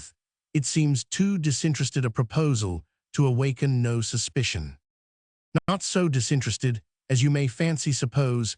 Now I happen to have left a few debts behind me in this country, or suppose I were an alien with no passport, or suppose any other little supposes, you like only keep them to yourself, and talk as low, if you please, as convenient. Well, be it so. Here's the portmanteau. Take care you don't drop this little letter case. The stranger tossed the portmanteau over his shoulder, and both pushed forward up the pass at a rapid pace. For some miles they advanced in silence, and Bertram, being again left to his own meditations, had leisure to recur to his original suspicions. Whenever the stranger happened to be a little ahead of him, Bertram feared that he might be then absconding with his property. When he stopped for a moment, Bertram feared that he was stopping for no good. In no way could he entirely liberate himself from uneasy thoughts, even upon his own account of himself. The man wore rather a suspicious character, and what made it most so in the eyes of Bertram was the varying style of his dialect. He seemed to have engrafted the humorous phraseology of nautical life, which he wished to pass for his natural style, upon the original stock of a provincial dialect. And yet at times, when he was betrayed into any emotion, or was expressing anger at social institutions, a more elevated diction and finer choice of expressions showed that somewhere or other the man must have enjoyed an intercourse with company of a higher class in one or other part. It was clear that he was a dissembler, and wearing a mask that could not argue any good purposes, spite of all which, however, and in the midst of his distrust, some feeling of kinder interest in the man arose in Bertram's mind, whether it were from compassion as towards one who seemed to have been unfortunate, or from some more obscure feeling that he could not explain to himself. The road now wound over a rising ground, and the stranger pointed out some lights on the left, which gleamed out from the universal darkness. Yonder is Mackinac, if that is to be our destination, but if the gentleman's journey lies further, I could show him another way which fetches a compass about the town. It is late already, and very cold. For what reason then should I avoid Mackinac? Oh, every man has his own thoughts and reasons, and very advisable it is that he should keep as many of them as possible to himself. Let no man ask another his name, his rank, whither he is bound, on what errand, and so forth. And if he does, let no man answer him, for under all these little matters may chance to lurk some ugly construction in a court of justice, when a man is obliged to give evidence against a poor devil that at any rate has done him no harm. I said, Bertram, and there are other reasons which should make the traveler cautious of answering such questions, for consider how is he to know in what dark lane he may chance to meet the curious stranger on his next day's journey, though to be sure you'll say that for a man with no more baggage than myself, such caution is somewhat superfluous. The stranger laughed heartily, and said, true, too true, as the gentleman observes. And indeed the gentleman seems to understand how such matters are conducted very well. However, after all, I would strongly recommend it to the gentleman to avoid the town of Mackinac. But why so? Is it a nest of thieves? Oh, Lord bless us, no, quite the other way, rather too honest and strict, you understand. Well, and for what reason then avoid making the acquaintance of so very virtuous a town? Why, for that reason, it's unreasonably virtuous. In particular, there is a certain magistrate in the neighborhood who hangs his 12 men per annum. And why, for no other cause on God's earth than because their blood is hotter than his own. He has his bloodhounds for tracking them, and his spies for trepanning, and all the old women say that he can read in the stars, and in coffee grounds where contraband goods come ashore. Why, my pleasant friend, what is it you take me for? The stranger turned round, pressed his companion's hand, but not finding the pressure returned, he laughed, and said in a significant tone, take him, for I take the gentleman to be as respectable and honorable a gentleman as any that frequents the highway by night. You are come from abroad at school.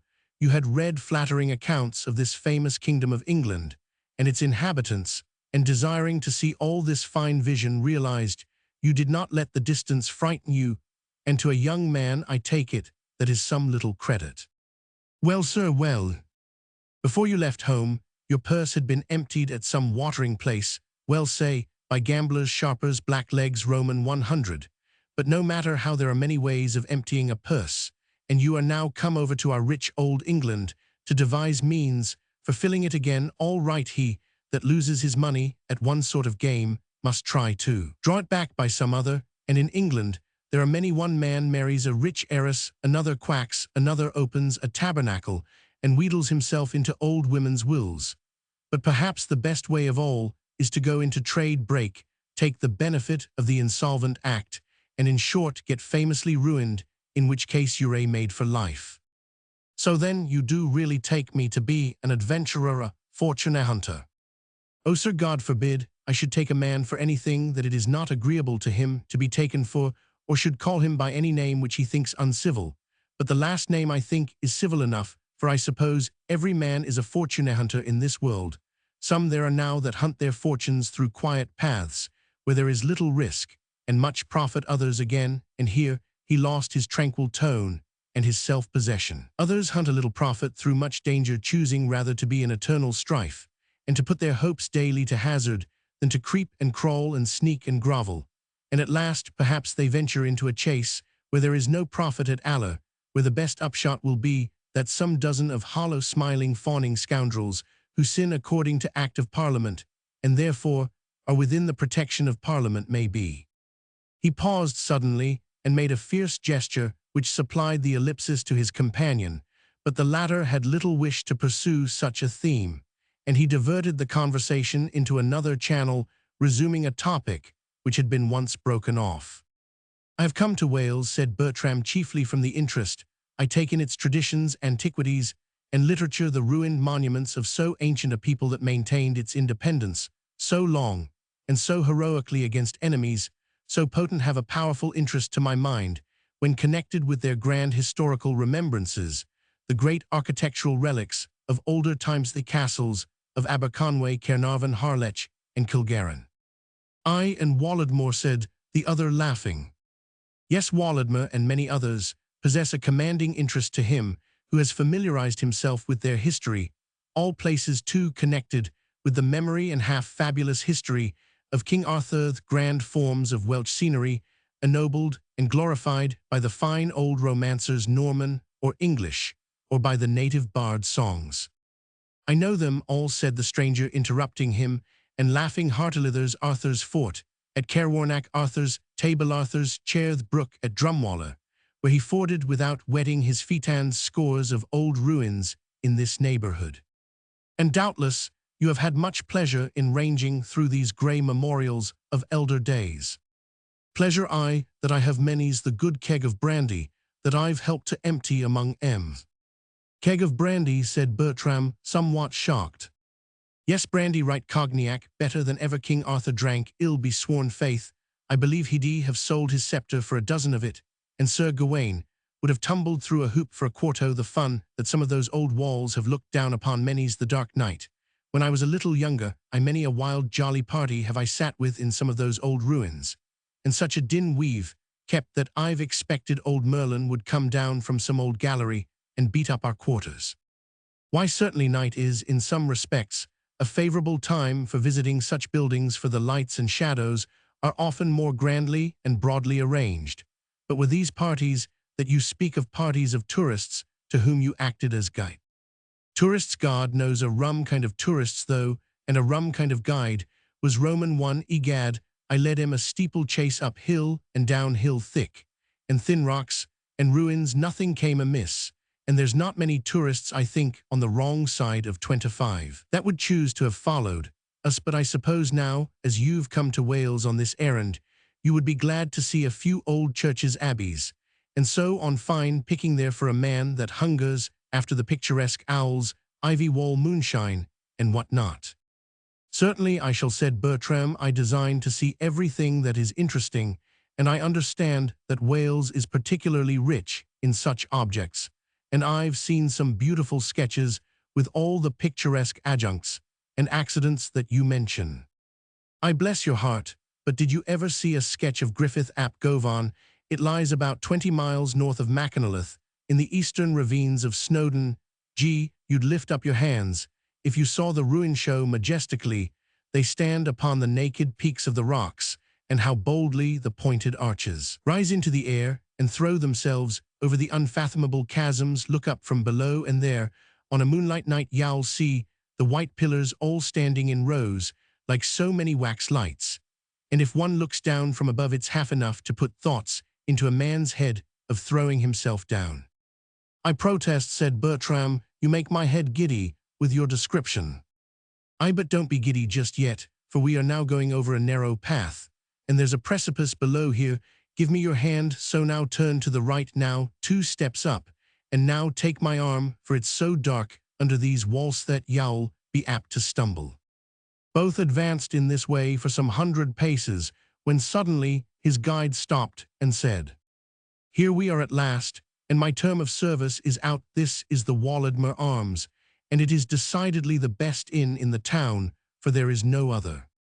If any courteous reader has ever in the Maytime of his own life, or in the Maytime of the year, made a pedestrian tour among the northern or western mountains of our island, he will understand what was in Bertram's mind at this moment, a vision of luxurious refreshment and rest after a hard day's fatigue. Disturbed by anxious doubts about the nature of his reception in this state, he laid his hand upon the latch, and perhaps the light of the door lamp, which at this moment fell upon his features, explained to his guide what was passing in his mind, for he drew him back by the arm and said, One word of advice before we part. Even the servant may presume to counsel his master as he is quitting his service. The landlord within is not one of those landlords who pique themselves on courtesy, and the gentleman tourist, with submission be it said, is not one of those tourists who travel with 4 horses, even by the stagecoach. And foot travellers in England, especially in the winter season, do not meet with high consideration which premises weighed. If you were to ask for a night's lodging at your first entrance,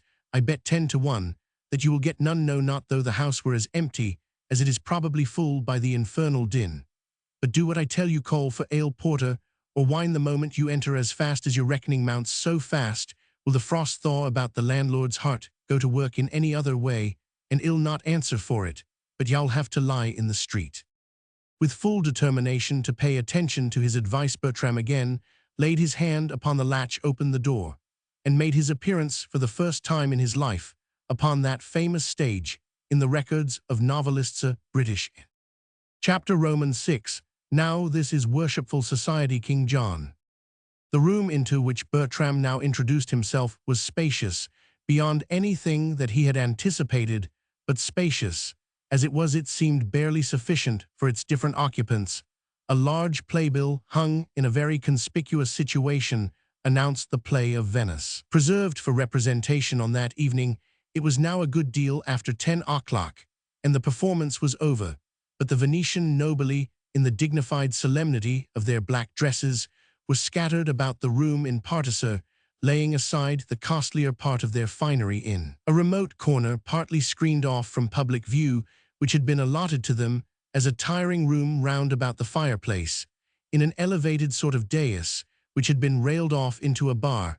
A canopy of smoke proclaimed that a festive party was somewhere seated beneath it. On advancing a few steps further, Bertram could distinguish their faces and arrangement. Close by the fireside sate a huge Dutchman with a huge pipe, solemnly fixing his eyes upon the pomp of clouds which he had created, or was in the act of creating, and apparently solacing himself with some vague images of multiplication and division. His leaden eye showed that he was completely rapt away from all that was passing about him. 2 critics, disputing at his right ear, upon the relative pretensions of 2 actressesto politicians disputing at his back on the sinking fund, and the funds in general, as little disturbed his meditations as 2 disputants before his face, viz. The landlord and the manager of the theatrical company, who were sharply discussing some private point of finance in their daily reckoning. The poor manager, with his keen, meager, and anxious countenance at this moment, rendered doubly anxious by the throes of an arithmetical computation, seemed the antagonist pole of the Dutchman. He was endeavoring with little success to bring the night's receipts into something like a counterbalance to the daily bill. This had just been presented by the landlord, who had placed his bulky person immediately behind him, looked over his shoulder, and having encircled him with his arms for the sake of leaning with his knuckles upon the table, had fairly pinned in the poor manager, who continued at intervals, upon every perplexing interruption from his antagonist, to wheel round and face him like a stag at bay nearer to Bertram, sate a man, whose curved nose-black hair, ardent looks, and sallow complexion at once announced him as a Frenchman. He was occupied in painting a portrait of one actress at the same time that he was making complimentary grimaces to three others in the chimney corner, and over against the Dutchman was seated an elderly man of short, thick-set person, dressed in a shabby grey coat, boots, and a white hat. His features were not in themselves very striking, but had been habitually composed to one intense expression of dissatisfaction with all about him. Like the Dutchman, he looked away from the company towards the fire, and appeared to take no interest in anything which went on. But this in him was mere affectation. The Dutchman, as a child could see, was most sincerely indifferent to everything but the festoons of smoke which formed about him, nor ever seemed to suffer in his peace of mind, except when this aerial drapery was rent or too much attenuated. Then, indeed, he puffed with a perceptible agitation, until he had reinstated the vapory awning, which done, he immediately recovered his equanimity. But as to White Hat, by the complexity of his manoeuvres for disguising his interest in the conversation about him, be uniformly shifting his chair upon the approximation of any other chair, and by the jealous anxiety with which he affected to turn away his head if any person were talking near him, he made it sufficiently evident that no one person in the room paid so earnest an attention to what was passing as himself. He also had resorted to a pipe for the sake of expressing his abstraction from the world about him, but how different were his shortun asthmatic puffs from the floating pomp with which the Dutchman sent up his voluminous exhalations. In his right hand he held a newspaper which he appeared to be reading, sometimes glancing his eye over it, sometimes dwelling upon the words, as if he were spelling them in general, however, giving himself a great deal of trouble to impress upon all about him that he took little or no interest in anything he read. These were the most noticeable persons of the company, to which Bertram now advanced, taking care at the same time to call for wine in an imposing tone of voice. At this sound the landlord wheeled suddenly round, which fortunately set the poor manager at liberty. Both stared at Bertram. The Frenchman looked up for a moment, even the White Hat, being taken by surprise, made a half-wheel on his chair, though immediately reverting, not without some indignation at himself, to his former position. In fact, every soul in the room looked at Bertram, except the Dutchman. Silence ensued, and the landlord, after raising and dropping his eyes alternately from Bertram's head to his foot, demanded if he had a horse with him. "No, I am on foot," replied Bertram. "Very late time of night," the landlord muttered, "to be walking. Pray, which way do you come?" "From the seaside, where I was set ashore this evening, about 5 o'clock. After a little further cross-examination, the landlord appeared to be satisfied, and directed Jenny to bring the wine. The buzz of conversation, which had been hushed during the landlord's colloquy with the stranger, freshened again, and Bertram proceeded to take his seat amongst the company. It is affirmed by some philosophers that Timon of Athens himself, if on issuing from the darkness and cold of a 15 miles walk on a frosty winter's night, succeeding to a day of hardship and exposure, he were suddenly to burst on a gay fireside of human faces, lights, wine, and laughter, would inevitably forget his misanthropy for that evening, and be glad to take his share in the conversation. Bertram was probably so disposed. It was therefore unfortunate for him that he took his seat by the side of the Dutchman. "I perceive," said Bertram, "that you have had a play performed this evening." Without looking up from his pipe, Mynheer replied, "Like enough, I was told there were players here." Nothing discouraged, Bertram turned to his opposite neighbor, the White Hat. "You, sir, probably attended the performance." "I," replied the indignant man, "I trouble myself with such fooleries when the poor country is ruined and perishing for bread." "Fooleries, Mr. Dulberry," exclaimed the manager. "What, Venice preserved?"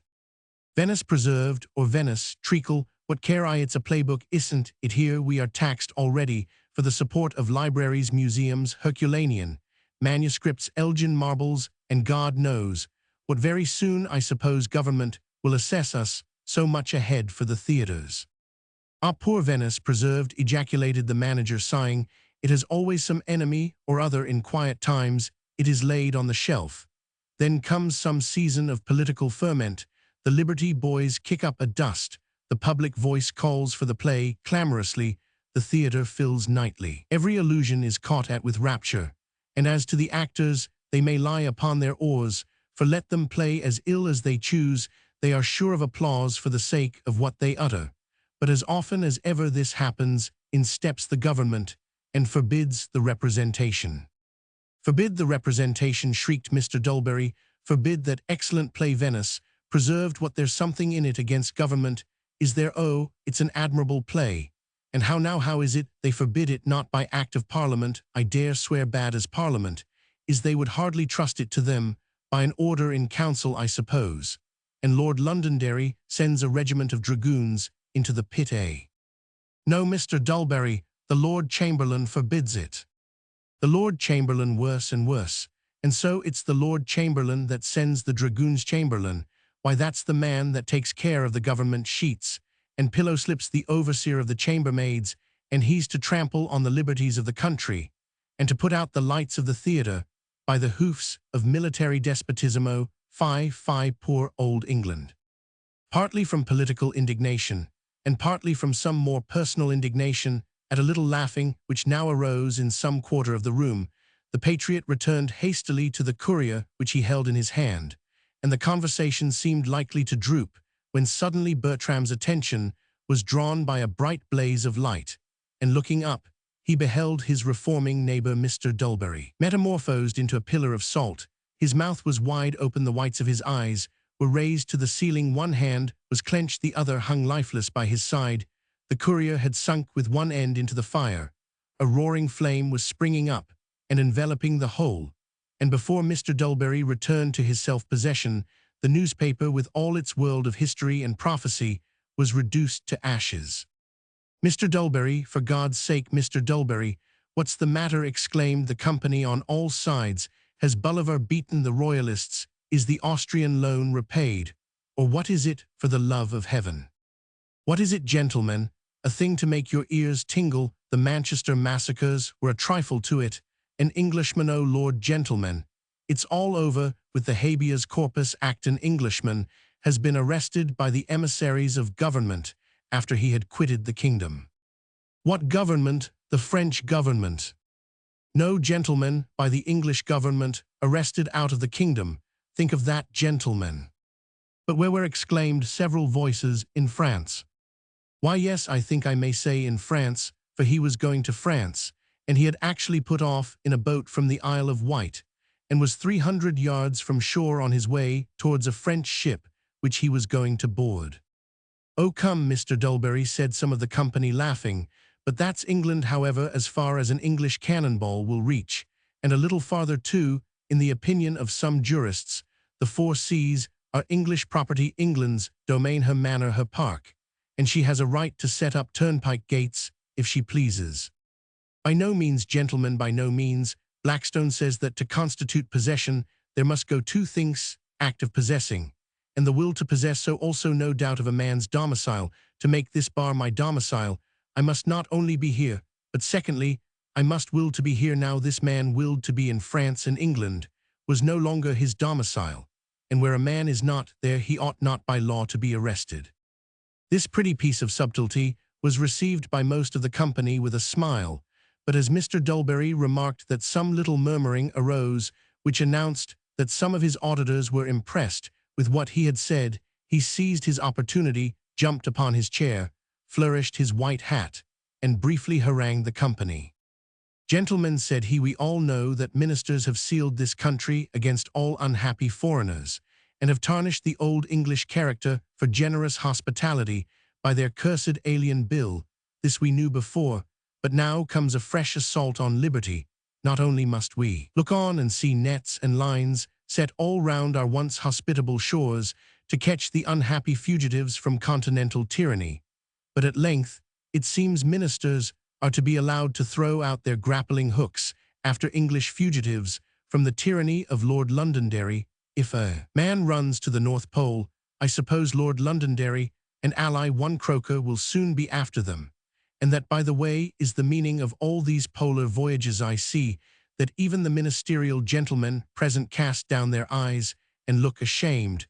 No man has a word to say in defense. What I propose, therefore, is that we all unite in an address to the king testifying our abhorrence of this last act, which has made the cup of our afflictions run over, and begging that his majesty would dissolve the present administration and form a new one on a more patriotic basis. But Mr. Dulberry, who is it that has been arrested? Cried many of the company. That's nothing to the purpose, gentlemen, the man's an Englishman, and that's enough, I hope.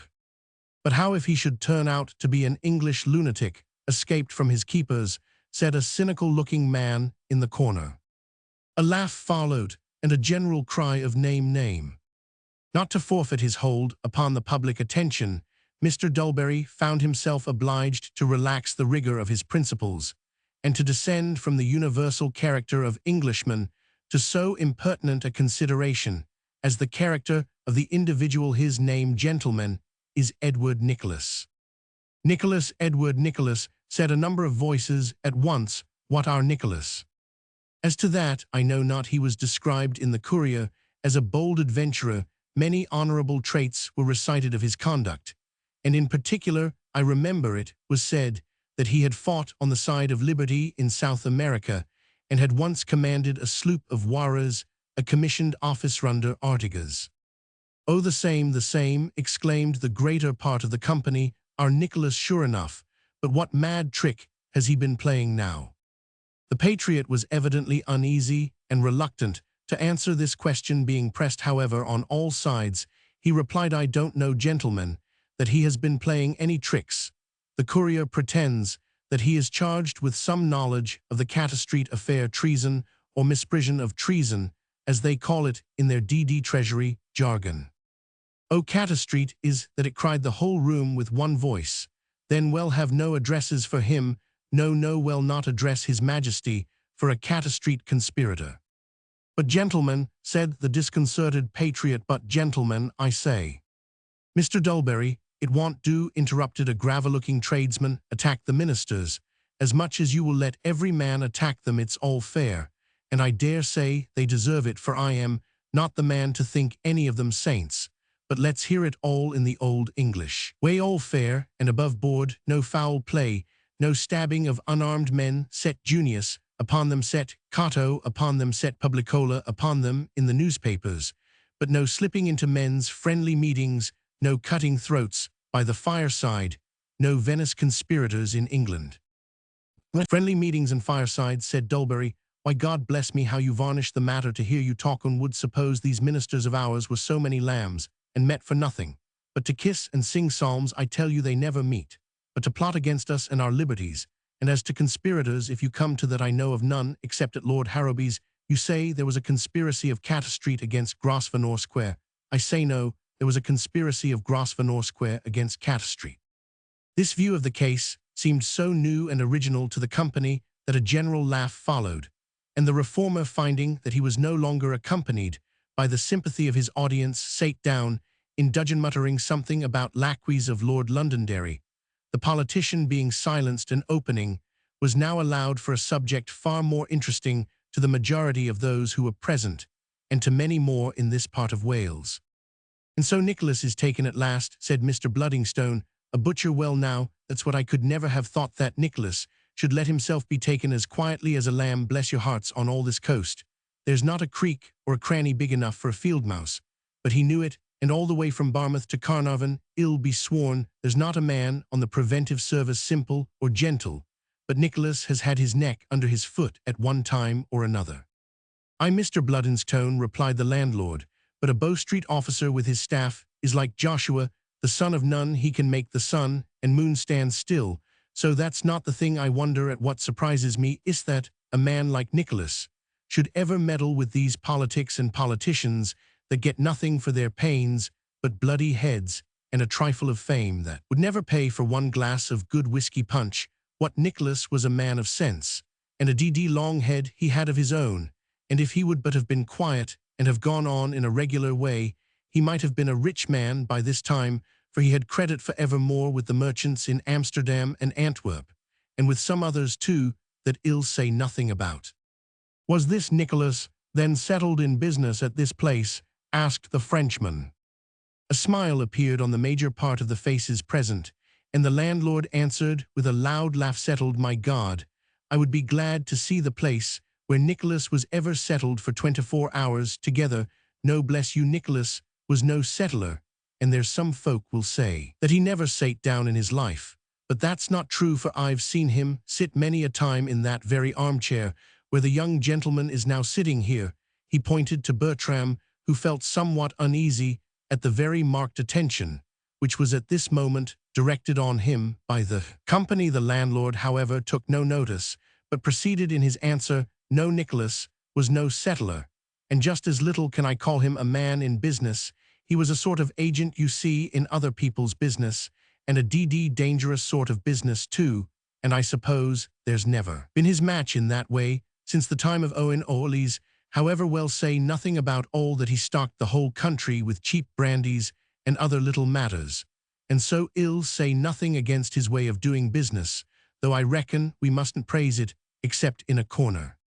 You must understand, monsieur, said a voice from behind, that this Nicholas set up an opposition trade against the government, and undersold it, so that government lost all its trade in this part of the country, for which reason government is jealous of him, and can't abide him. But landlord, it seems you knew this Nicholas. I knew him in a manner, but how I knew him, and I knew him not scores of times he has sate in this bar, and I never knew it to be him, until after he was gone. Sometimes he would come dressed like an old beggar and slink into a corner, sometimes like a laboring man, and argue with me for the value of a halfpenny. Other times I have known him come like a lord, and make his guineas fly about like so much dust, and Onsigad, I can't help laughing, came in the uniform of a dragoon officer, and he would needs cudgel me for letting Nicholas escape. He got me by the throat. I sung out for my very life. Jenish ran for the constables. The neighbors came flocking in. Alderman Gravesend brought all his posse comitatus down, for he was then on the lookout for Nicholas at the town's end. And would you believe it, by that time all was settled. The whole party of the smuggler's bag and baggage was clean through the town, and 10 miles on the road to Ap Govan, and all this at noonday. Well, landlord, and what said Nicholas when you saw him next? The next time I saw him, gentleman, was in my own bar, and dressed in one of my own wig's jacket and apron. Gad, I never was so frightened in the whole course of my life. I had just walked a mile out of town to our parson's, and as I was coming back a man shot by me like an arrow, but as quick as he was, says I to myself, that's Nicholas, and sure enough, many minutes hadn't passed before up comes a great company of men and asks me which way Nicholas had gone. I thought to myself, Thessel be the blazers, men of the revenue service that's stationed off Caernarvon, so I didn't trouble myself to give him much of an answer, and away they pelted after him in full cry. Well, gentlemen, before I got home both hare and hounds, as it happened, had turned into my bar, and if y'all believe me, the first man I clapped my eyes on as I came into my own house again, I thought it was myself or my own ghost. And if this had been in the Scotch Highlands, now, landlord, you would have been sure of being in your coffin before the year was out. Well, I know not for that, sir, but it's not lucky in any country for a man to see his own likeness walking about, and ill not deny, but I was a little startled, and I sate me down amongst the blazers' men, and could not speak a word, and says he to me, but he turned his face rather away, good man, did you call for whiskey? And I could have sworn to the voice for my own amongst 1,000. But when he served me the whiskey, I looked hard at him, and I saw it was Nicholas, but I hadn't the heart to betray him, and I says to him, landlord, how are you, and how goes business? Business, says he, we've business for evermore. I am run off my feet with business. And sure enough, he took 6pence of me in my own bar, and 15 shillings of the revenue men for smuggled brandy, and whilst they were drinking out, he slips and whips away at the north gate by the very same road they had all come, and 2 minutes after the lieutenant and his company were off, as if the devil drove them to the south. This extraordinary talent for personating every age and character, said the manager, he learned or improved, however, whilst he was in my troupe. He was the best actor I ever had. Nothing came amiss to him. Richard III, or Egg-cheek Shylock, or Pistol Romeo, or the apothecary Hamlet, or the cock too, for by way he once took it into his head to play the cock in the first scene of Hamlet, and he crowed in so very superior a style that the oldest cock in the neighborhood was taken in, and got to answering him, and the crowing spread from one farmhouse to another, till all the cocks in Carnarvonshire were crowing. Ha ha ha, Mr. Manager, and what said the audience to this? What said the audience? Why, they encored himpit boxes and gallery, and the ghost was obliged to come on again, that he might be crowed off again. But all this was when he was a boy of 17, for he soon got tired of the stage. Aye, he grows tired of everything, said some of the company, and by this time, ill be bound for it, he's grown tired of smuggling, and if it be true that he has had anything to do with Thistlewood, that's the reason. No, said another, that's not the reason. Tired of smuggling, I dare say, he was, for a man like Nicholas, could never have liked it for anything but its active life, and its danger, and its difficulties. But if anything has brought him connected with Catter Street, it is love. Love? What love? For Lord Londonderry? No, no, you guess what I mean. There are few in this room, but know pretty well what I mean. Love for a young lady in the neighborhood. Miss Walladmor, I suppose. Hush, hush, said the landlord, let us name no names. Well, no matter for the name, but we all know that love had turned his brain. He was desperate, and for this last year and a half it's notorious that he has been as mad as a March hare. Nicholas in love, said Mr. Bloodingstone. Well now, that sounds as comical to me as if I should say that my bulldog Tozer was in love with a bull. Why, God bless my soul, haven't the Rotterdam merchants turned him out of their service? For that very reason I know it to be a fact that no farther back than last February, when one of them was promising him 400 guineas if he did do this, and that damn your guineas, says he. If it were not for a fairer face than ever I saw on a guinea, I would never set foot in Wales again. And he raved at such a rate about the young lady that all the owners began to be shy of him, and the end of it was that Captain Luhatz, his name, has been put in his room. Captain Jackson, you mean, said the landlord, for that's his real name. Aye, it's true enough that Jackson has now got the command. Well, but mad or not mad, what became of Nicholas after the Bow Street officers had laid hold of him? Mr. Dulberry, you had the paper. What became of him? Clapped into a post-chaise for London, eh? No, sir, with all their plots, it seems government couldn't make sure of catching him on the Catter Street business. Witnesses couldn't be bought, or juries couldn't be packed, I suppose. And so they've sent him to this part of the country, and he's to take his trial at Dalgeley or Carnarvon for some old affairs, God knows what, with the Custom House or the Blazer. God bless me, exclaimed almost every man in the room. So then we shall see Edward Nicholas once more, and ill walk 50 miles rather than miss the sight. And which way does he come, Mr. Dulberry? By sea, gentlemen. They shipped him on board the steam packet Halcyon, and God in his mercy grant that this cursed instrument of despotic power may blow up and deliver so good a patriot from their snares. The Halcyon, exclaimed Bertram, with a vehemence proportioned to his sudden surprise, and the interest which by this time he felt in the subject of the conversation. The Halcyon? Why then, Mr. Dulberry, your prayer is granted, for the Halcyon blew up 2 days ago in St. George's Channel, somewhere, I believe, off the Isle of Anglesea. I was one of the passengers, and to the best of my belief, all on board have perished except myself.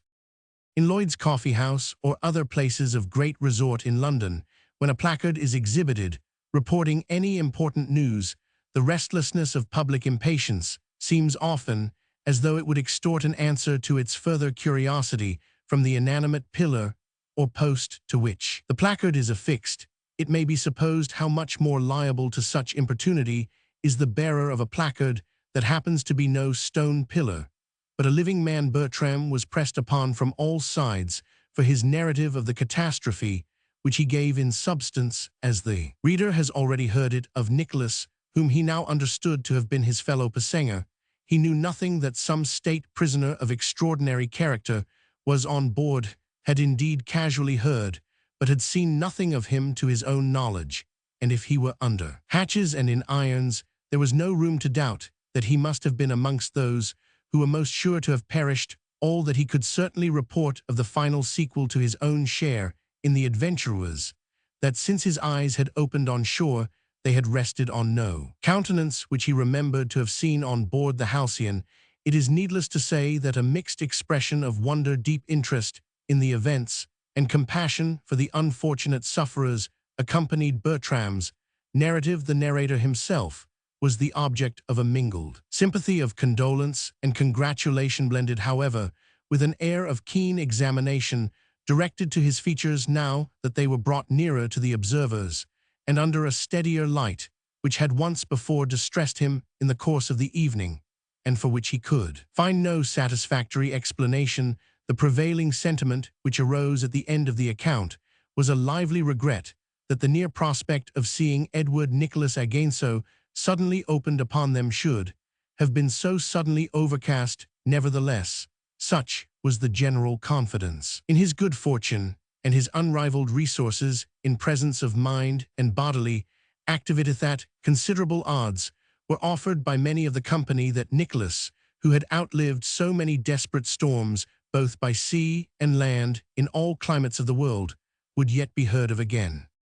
For any of these feelings or considerations, Mr. Dulberry had no leisure. The moral which he drew from this, as from all other events, great or small, sad or merry, was exclusively civic, and full of patriotic spleen. So then said he, you see what sort of ships government choose for transporting their state prisoners.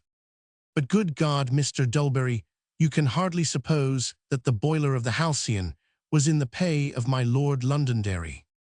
The boiler, no, but where was the engineer that should have been in his pay? Didn't Mr. Bennet propose a year or two ago that no steam packet should be lawfully turned off the stocks before it was thoroughly examined by a state engineer? Didn't.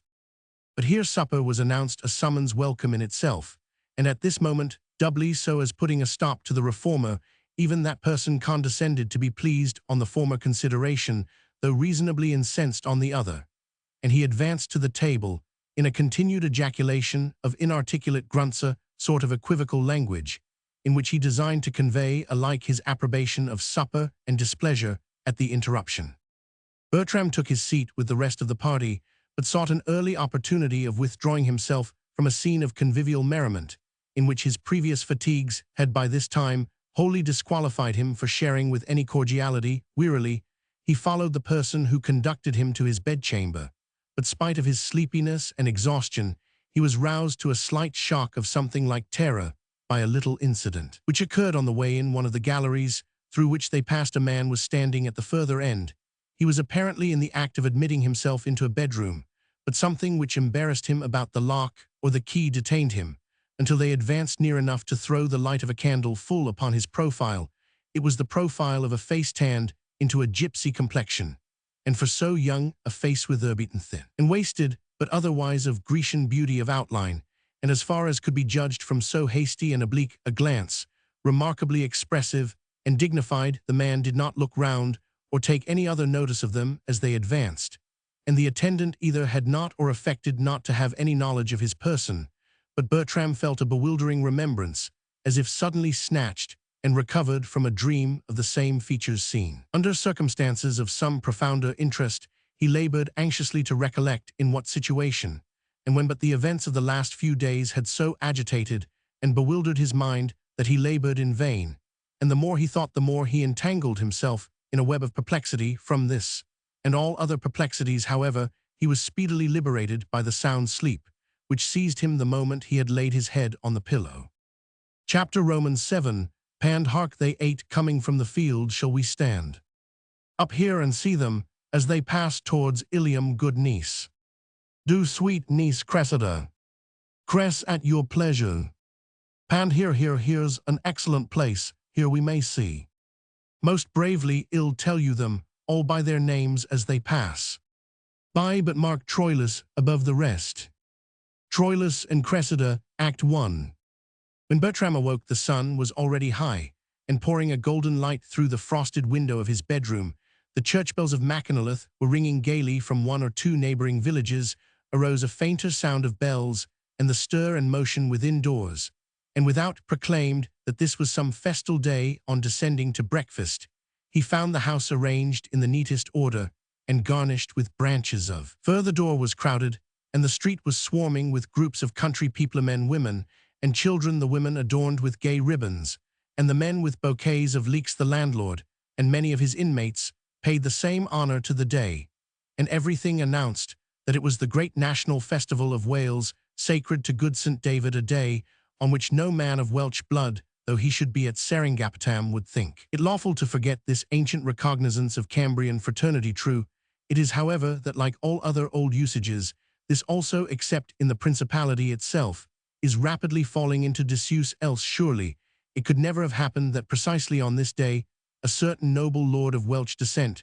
should have thought fit to rise in his place in the house and make an eloquent exposition and apology for the Jacobinical creed. Of his friends we cannot doubt that had a bunch of leeks been suddenly presented to his lordship at this moment, his face would have crimsoned with a blush as deep as that of the red nightcap, which apparently is the object of his homage, for surely no hostility can be deeper than that between the badge of Jacobinism and this antique symbol of honor, good faith, and loyal brotherhood and reverence for the dust of our forefathers. How now, landlord, said the reformer, is this absurd superstitious commemoration of St. David's Day never to cease? Have a care, Mr. Dulberry, don't talk too loud. There's some of our country friends outside, that if they should overhear, you might take a fancy for trying the strength of your head with ice clodser, put you under the pump. Or perhaps, said the manager, give you a leek to eat, and not in so courtly a manner as I once saw Fluellen administer his leek to Pistol on the London boards, the part of Fluellen, on that particular night, by Garrick, to whom, by the way, in that part one, was myself considered equal. All rank superstition, trash, and mummery from the days of darkness and barbarism, continued Dulberry, and hence it comes that sound principles make so little progress in Wales, as if we hadn't red-letter days in the calendar, more than enough already from national and general superstition. But these local superstitions must step in to add another. Gentleman, it seems to me that Parliament should put a stop to all bell-ringing, wearing of leeks, flaunting about with ribbons, and flocking together in the street. Suppose, gentlemen, we should have an address prepared against leeks. No addresses, Mr. Dulberry, said the landlord, for this day. At any rate, Sir Morgan Walladmor would send the beadle to you with a rod of nettles, if he was to hear of such a thing, for he dotes upon the leek. And St. David's Day, this is one of his great jollification days, and he sends bread, meat, drink, coals, and money to every poor cottage for a dozen miles round. Nay, I may go farther, and tell no lie, for though the baronet's an old man now, and has had some sorrow to bear of his own by his good, well, there shouldn't be a sad heart in Mackinalyth on St. David's Day, and that's 25 long miles from Castle Walladmor. Abominable despotism, and the poor oppressed creatures do actually swallow his drink. Swallow it, aye, Mr. Dulberry, it's no physic. And they dance too, I suppose. Every mother's child of them, Mr. Dulberry, not a soul but'll dance today, except babies and cripples. Lord, Mr. Dulberry, if you don't like to see poor labouring folks happy for one day in the year, I'll tell you this: you must keep out of Mackinalyth on St. David's Day. Well, this tyranny goes beyond anything I've seen. We all know that Lord Londonderry has compelled Manchester and all England to wear mourning, but this rustic tyrant is determined to make people merry, when as everybody must know they want to cry. Come, come, sir, the baronet's a good man, and no tyrant, though he may have his fancies and his faults like the rest of us, but we most of us like him pretty well tenants, and all. And as to his niece, Miss Genevieve, I believe there's not many between this and the castle but would go through fire and water for her. Sir Morgan Walladmor, said Alderman Gravesend, is a wise man, and in these times of change and light-mindedness, he sticks up for ancient customs. It's a pity, but there were more such. Aye, and he's a clever man, added the landlord, and knows how to tack with the wind, for let who would be in or out of the ministry, he has still been the king's lieutenant for these two counties of Carnarvon and Merioneth, ever since I can think on.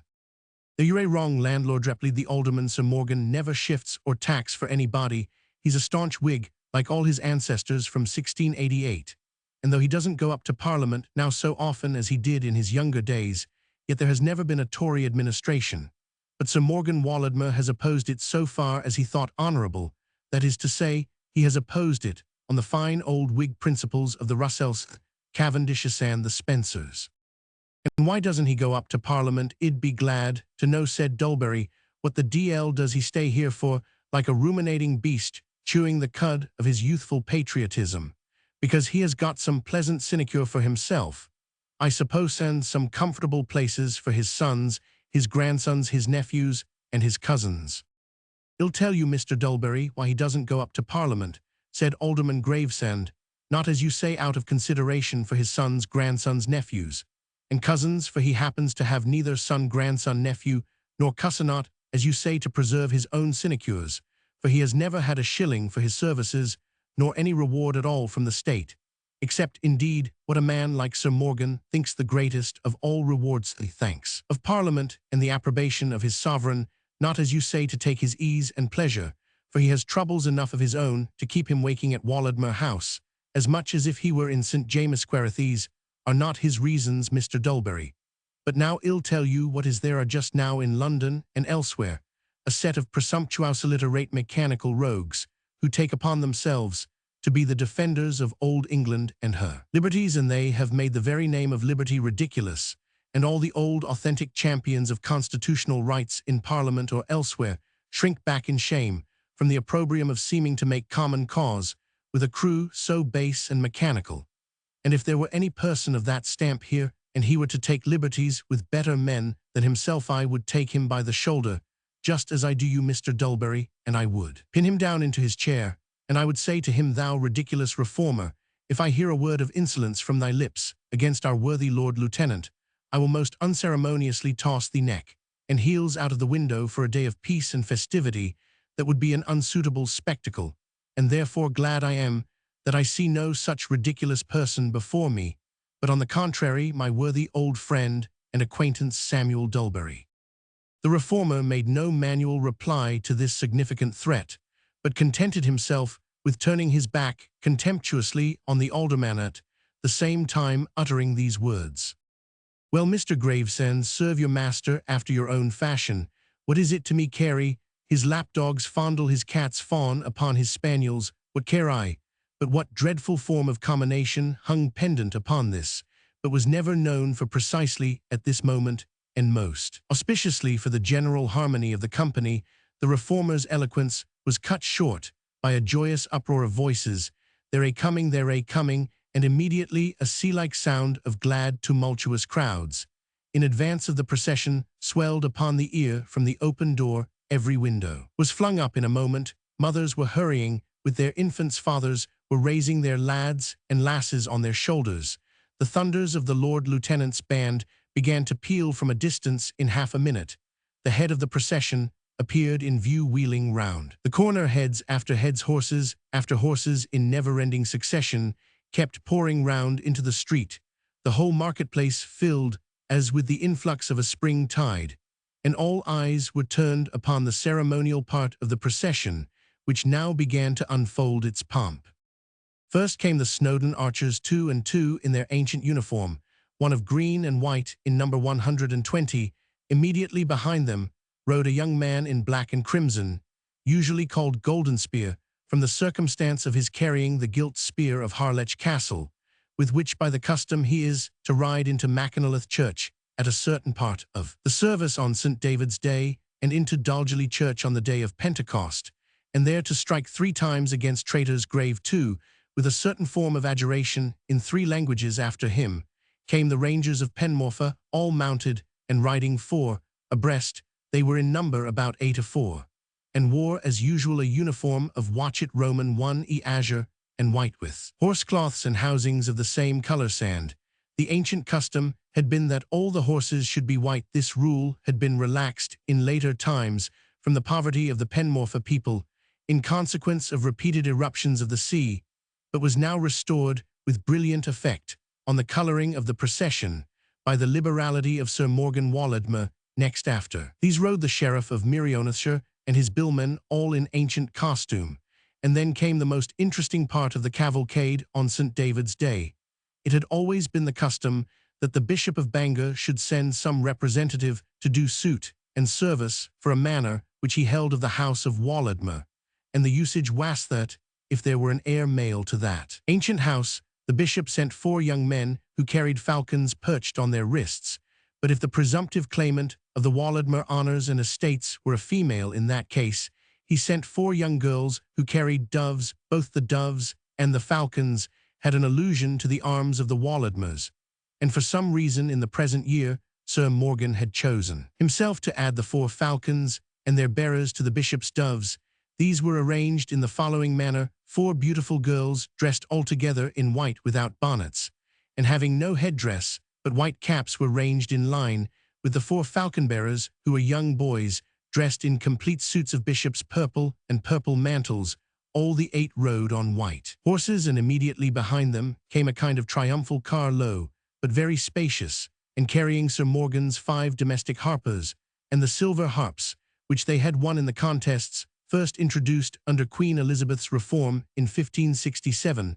Behind the car again rode 5 horsemen on gigantic horses, carrying the 5 banners of the 5 several castles belonging to Sir Morgan in Wales. The banners were so managed as to droop over the heads of the young women and boys, and thus the doves, the falcons, their beautiful bearers, the white horses, the venerable harpers, and their silver harps were all gathered, as it were, into one central group, by means of the banners of purple and gold, which spread their fine floating draperies above them all. This was the center of the procession, but immediately in advance of this part, Roman 1e between it and the sheriff's party, rode the 2 presiding persons of the ceremony, and who in that character, as well as for the interest connected with their own appearance, commanded universal attention. Immediately before the falcon-bearers, and mounted upon a grey charger, rode a tall, meagre man in a dress well fitted to raise laughter in the spectator, and with a countenance well fitted to repress it. This was Sir Morgan Walladmor. His dress was an embroidered suit, something in the fashion of the French court during the regency of the Duke of Orleans, in the minority of Louis XV, and having been worn by the baronet in his youth upon some memorable occasion, where it had either aided his then handsome person in making a conquest, or in some other way had connected itself with remembrances that were affecting to him. He never would wear this dress on any day but St. David's, nor on that day would ever wear any other. The dress was sacred to the festival, which, like all joyous ceremonials and commemorations to those who are advanced in years, bring with them some sorrow blended with their joy. In such sorrow, however, where it is a simple tribute of natural regrets to the images of vanished things and the fleeting records of poor transitory man, there is often an overbalance of pleasure, but the merest stranger who read the features of Sir Morgan Walladmor with a discerning eye might see a history written there of a sorrow that went deeper than thought, a sorrow not tempered by any pleasure on ordinary occasions. This was the predominant expression of his countenance, mixed, however, at all times, with something of a humorous aspect, a half-fantastic sense of the ludicrous, and perhaps a few relics of that sternness which at one time was said to have had some place in the composition of his character.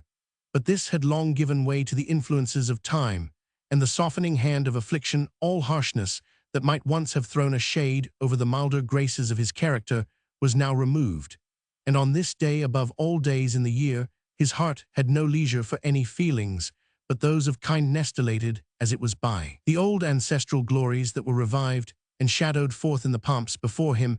Every part of the ceremonial to his eye was rich with meaning and symbolic language, and in the eye of the rudest of his countrymen he saw this language repeated and reflected, language of exulting national pride, with a personal application to himself as its chief local representative. Apart from these patriotic feelings, Sir Morgan was capable of enjoying that purest of all happiness which is reflected from the spectacle of happiness in others. He was besides now riding for the 60th time in this annual procession, having begun to ride when he was no more than 5 years old. And finally, Sir Morgan was a gentleman in the most emphatic sense of that emphatic word. Hence, it arose that his manners on this occasion were more than merely courteous or condescending. All thought of condescension was lost and forgotten in the expression of paternal benignity with which he looked on those around him. The meanest and the highest, the youngest and oldest, came in alike for the salutation of his eye to the poorest cottagers. As he passed he bowed and smiled with an air of cordial sincerity that allowed no thought of artifice, and young and old, man and woman, all smiled with delighted faces and happy confidence as they bowed and curtsied in return.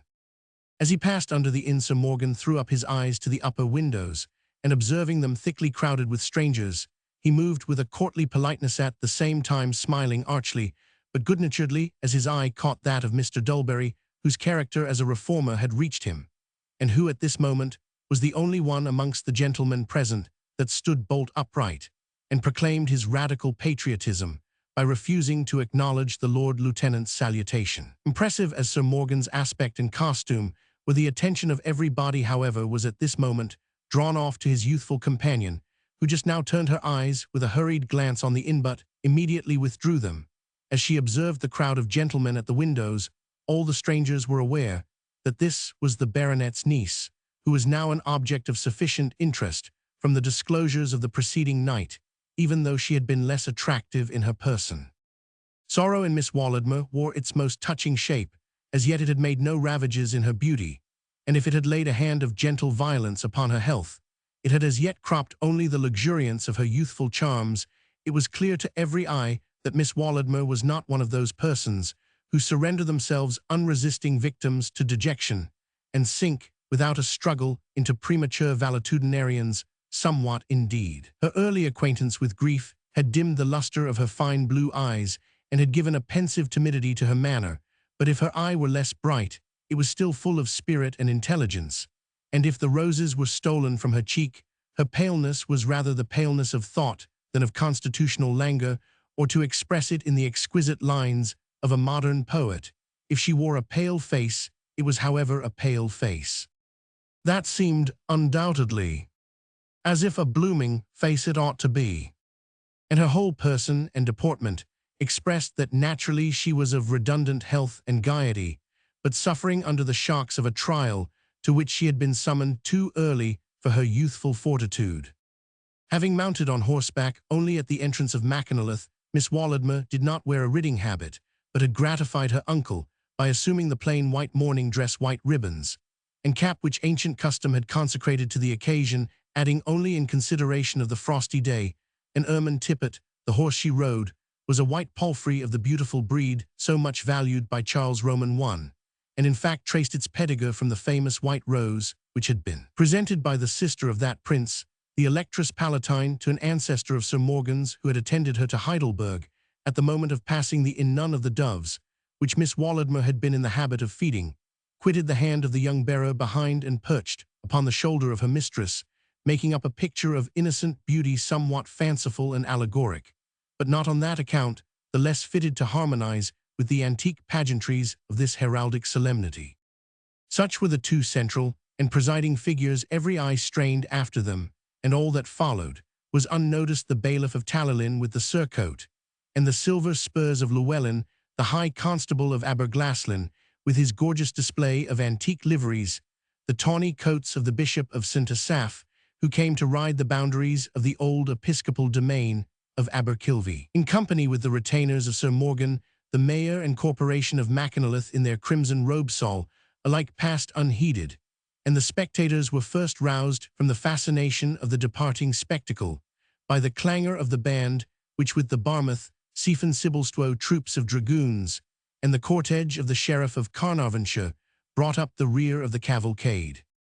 As fast as the procession cleared the ground with the fluent motion of water, the crowd closed up in its wake, all eager to press after it into the church. Bertram, who had shared deeply in the general admiration and pity expressed for Miss Walladmor, sympathized no less with the national feeling belonging to the day. Who can blame him? The spectacle of a whole multitude swayed by one feeling, however little the object of that feeling may be approved by the judgment of the spectator, appeals irresistibly to his sympathies, if he be not more than usually cold-hearted, and I remember well that though myself a faithful son of the Scottish Church, I was once seduced by such an occasion into an involuntary act of idolatrous compliance with popery. It was at Orleans. The day was splendid. The bells proclaimed a festival. A vast procession of a mixed composition, religious and military, was streaming towards the cathedral, and by a moral compulsion, rather than by any physical pressure of the crowd, I was swept along into the general vortex. Suddenly, an angle of the road brought me into such a position, with respect to all who were in advance of my station, that I could see the whole vast line bent into the form of a crescent, and with its head entering at the great doors of the cathedral, I gazed on the tossing of the plumes and the never-ending dance of heads succeeding to heads, as they plunged into what seemed the dark abysses of the church. One after one, I beheld the legions and their eagles, the banners and the lilies of France swallowed up by the cathedral. Then, as I came nearer and nearer, I could hear the great blare of the organ throwing off its clouds of ascending music like incense fuming from an altar. Nearer still, I could look through the high portals into the nave of the church, and could distinguish the opposite windows, storied with gorgeous emblazonries of saints and martyrs, angels and archangels, whilst above them were seen the Madonna and the Lamb of God with the cross, and through the upper panes streamed in the golden rays of the sun and the blue light of the unfathomable heavens.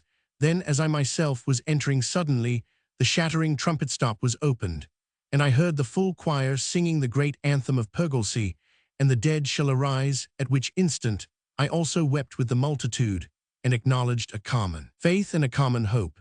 And for a moment I will confess that I apostatized to the Church of Rome for the sake of her pomps and vanities, a sin which I trust is forgiven me, as I can assure the Church of Scotland that it is the single occasion throughout my life on which I have had any wanderings of thought from her pure and orthodox creed. Under a similar impulse, caught from the contagion of public enthusiasm, Bertram pressed after the procession into the church. He was carried by the crowd into a situation from which he could overlook the entire nave, which was in the simplest style of Gothic architecture, and naked of all the ornaments which belonged to the florid Gothic of a later age. The massy pillars were left unviolated by the petty hand of household neatness. They stood severe in monumental granite, unwhitewashed, unstuccoed, without tricks or frippery. All the gingerbread work of plinths, to the base or fretted cornices to the capitals, had been banished by the austerity of the presiding taste, and it struck Bertram also as a picturesque circumstance in the whole effect, and at the same time a circumstance of rude grandeur, which well accorded with the spirit of the architecture, that there was no ceiling. The whole was open to the slates, and the vast beams and joists of oak, which had been laid for upwards of 400 years, were clearly distinguishable. Below these were suspended antique banners, which floated at times in the currents of air, and all the pillars were hung with shields, helmets, shirts of mail, and other ancient records of warlike achievements arranged in the manner of trophies. All these were covered with venerable dust, the deposition of centuries which no loyal-hearted Welshman would on any account have disturbed. The service, as is usual at Machynlleth, at Bangor Cathedral, and other great churches in North Wales, was partly performed in Welsh and partly in English. The singing, which was fine and supported by an organ of prodigious power, was chiefly of a triumphant, and as it appeared to Bertram, almost martial character. Just before the sermon, however, an ancient ceremony showed that if the religion of the day clothed itself in the attire of earthly pride and exultation, the martial patriotism of Wales could sometimes soar into a religious expression. The people divided to the right and the left, leaving a lane from the great door. A trumpet sounded, and in rode Golden Spear Lance in rest. The whole length of the nave passed into the choir, and, halted before a monument of black marble, he paused for a few moments, then cried with a loud voice, in Welsh, English, and Latin, Bastard of Walladmor, to which summons the choir sang a penitential antiphony. Then he raised his spear and struck the outside of the tomb, to which again the organ muttered, and the choir sang a response. Then a second time he raised the golden spear and plunged it through an iron grating which occupied the place of heart. In the stony figure of a knight recumbent on the tomb, the spear sank within a foot of the head, and again the organ muttered some sad tones, after which he pronounced these words: God, who in 6 days and 7 nights created heaven and earth and sea, and all that in them is, send up thy guilty soul into this grave so long as the sea and the earth endure on St. David's day annually, to hear the message which I bring from Walladmor and Harlech. The death which thou gavest to the pagan dogs was given in vain. The treason which should have trampled on the cross was confounded by God's weak instruments. A falcon and a dove, the crescent was dimmed at Walladmor, and the golden spear prevailed at Harlech, and the banner of Walladmor is flying to this day. So let it fly, until Arthur shall come again in power and great beauty on which day thy treason be forgiven thee.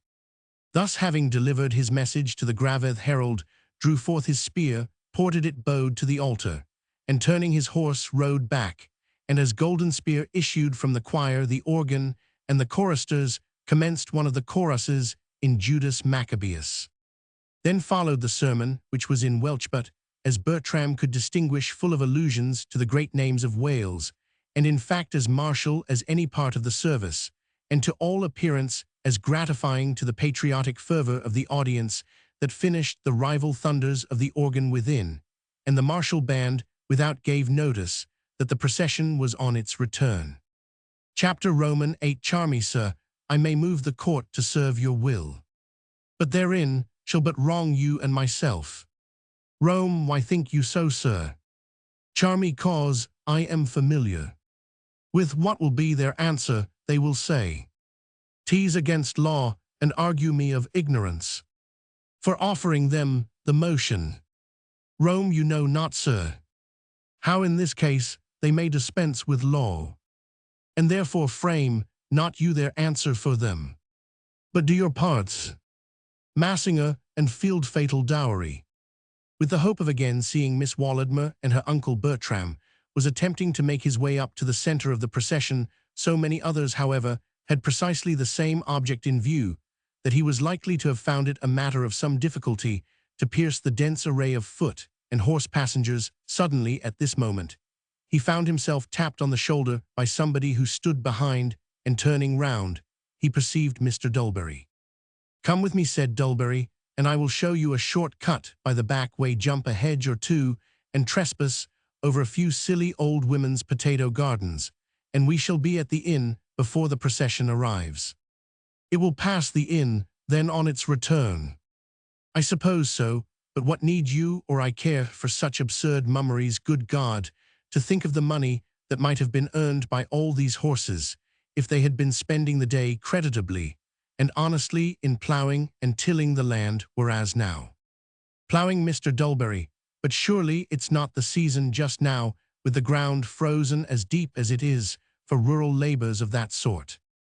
"Well, no matter, there's work enough for horses amongst dyers, tanners, and such people. By the way, did you ever hear of my machine for teasing wool? Wonderful invention. Horse labor entirely superseded a little steam, and a man or two give me these and ill tease the whole world. Wonderful the progress of the human intellect since the time of Archimedes, but no doubt you are acquainted with my teasing machine."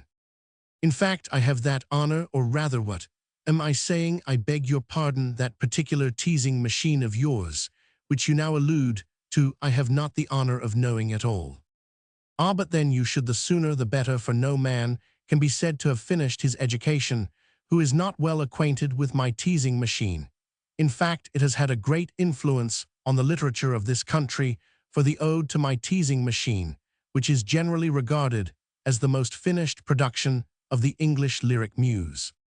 Here Mr. Dulberry was interrupted by a hedge, which it was necessary to leap, and Bertram remarked that in spite of the contempt which he professed for unprofitable show and mummery, the reformer bestirred himself as actively, and took a hedge as nimbly as the youngest lad could have done, under the fear of missing any part of the spectacle. On reaching the inn, however, they learned that their labor was thrown away. One part of the procession had gone off by different routes to ride the boundaries of lordships and perform other annual ceremonies. Part had dispersed, and another part had accompanied Sir Morgan to the town hall of Machynlleth, where a Welsh court of grace was held according to immemorial precedent for receiving petitions, granting extraordinary favors or dispensations, and redressing any complaints against the agents of Sir Morgan as Lord of Walladmor, and many other manors in their various feudal duties. At this court it was Sir Morgan's custom to preside in person.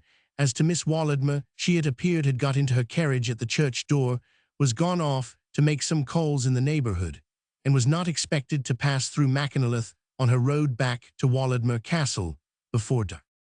After taking some refreshment, Dulberry proposed to Bertram that they should adjourn to the town hall. On entering the courtroom, they were both surprised to observe the phlegmatic Dutchman addressing Sir Morgan in the character of petitioner. They caught enough of his closing words to understand that the gist of his petition was to obtain the baronet's sanction for the regular and Christian interment of some foreigner who had died at sea. "By all means, Mr. van der Velsen," replied Sir Morgan, "by all means, there needs no petition. Wales, I thank God, has never failed in any point of hospitality to poor strangers who were thrown upon her kindness. Much less could she betray her religious duties to the dead. But what is the name of the deceased?" "Sir Morgan," replied the Dutchman, "de pover man, fast not Welsherman to him, got fast not gif, so mak henur he no more dan pover Jack Frenchman, but vat den he goot christen man, sweet levelle charmant man, des plus aimables, o fast beautiful man of war." "But what was his name, I ask, Mr. van der Velsen?" De name, o de name, is Laharnois, Monsieur Laharnois, he fast captain au service de sa majeste, très Crescent." Bertram started with surprise, but he controlled his astonishment and attended to what followed from Sir Morgan. "Well, Mr. van der Velsen, Frenchman or not, I know of no possible objection to his being decently buried in the churchyard of Aberkilvy, which lies by the seaside about 18 miles from this place. There are bodies of all nations, Dutch, English, Danes, Spaniards, and no doubt Frenchmen flung upon our shores by shipwreck or other accidents of mortality. By all means, let the French captain be honorably interred at Aberkilvy." "Tank, Sir Morgan, mock tank, but Sir, there is another little thing." "And what is that, sir?" Here another friend of the deceased stepped forward and briefly stated that Captain Laharnois was a Roman Catholic, and that his son therefore naturally wished to bury him in a Catholic burying ground. "But where is there such a burying ground?" asked Sir Morgan. "I know of none, but the chapel of Utragan, where nobody has been buried since the Wars of the Two Roses, and now, I am sorry to say, it is used as a potato ground. If the Lord Lieutenant would permit us to carry the deceased so far inland, there is the consecrated ground of Griffith ap Govan." "True, there is ap Govan, certainly, I had forgot. Well be it, so let Captain Laharnois be buried in one of the chapels at ap Govan." "Tank, Sir, mock tank," said the Dutchman, "but there is noder little ting," and then he explained in substance that as the captain had died at sea, all his friends were apprehensive that the officers of the customs and excise would insist on searching the hearse and coffin, an indignity which would grievously wound the feelings of his son and all his family, and which could not be viewed in France in any other light than as an insult unworthy of a great and liberal nation to the memory of a brave officer who had the honor to serve his most Christian majesty. "I am sorry for it," said Sir Morgan, "but in this point it is quite impossible for me to be of any service. The coast hereabouts has been so much resorted to of late years by smuggling vessels that the officers of the revenue are reasonably very strict, and the law is imperative." "But this officer," said the English spokesman, "this Captain Laharnois, if you will condescend to listen to me, Sir Morgan Walladmor was a man of honor, and of known integrity. I might go further, he was a religious man, and distinguished for his Catholic devotion. Was he not, Herr van der Velsen? Ovar mock religious, as for a man of war he fast beautiful christen, he cry mock for sin, often dat I see him all de little prayer, and all de little hymn, he sing dem all one to triquetrenanetime per day de word, dat de half all time in his mouth to me, and to oder men fast dies, let all ting be charmant lufly burbanish, and religious for de saltwater christen, he was beautiful man of war." "I doubt it not, gentlemen," said Sir Morgan, "and am happy to hear such an account of the captain's piety, which will now be of more service to him than all the honors we could render to his poor earthly remains, not that I would countenance any person in offering them an indignity, if I could see how it were to be avoided." "We are all sure that you would not," said the Englishman. "The name of Walladmor is a pledge for everything that is high-minded and liberal, and in this case, young Laharnois, the captain's son, was the more induced to hope for the indulgence desired, because the deceased was a man of family, and connected with the highest blood in Europe. In particular, he had the honor to be distantly related to the house of Walladmor." "Ah," said Sir Morgan, "in what way?" "Through the Montmorencys, it is notorious to all Europe that there is an old connection between the Walladmors and the Montmorencys, and the family of Laharnois is nearly connected by the female side with the Montmorencys. Undoubtedly, said Sir Morgan, my family have more than once intermarried with the Montmorencys. Undoubtedly what you say is very true, gentlemen. And as this is the case, I will not deny that I am disposed to view your petition favorably. Some indulgence, some consideration is, certainly, due to the blood of the Montmorencys. Let me think a moment. Then, after a pause, he added, well, gentlemen, I will grant you the dispensation you ask. You shall have my order to the officers of the Customs and Excise for the undisturbed passage of the funeral train to Griffith ap Govan. I will take the whole responsibility on myself, and this evening I will write to the Lords of the Treasury and the Home Secretary to prevent any misstatement of the matter. Davies, make out the order, and I will sign it.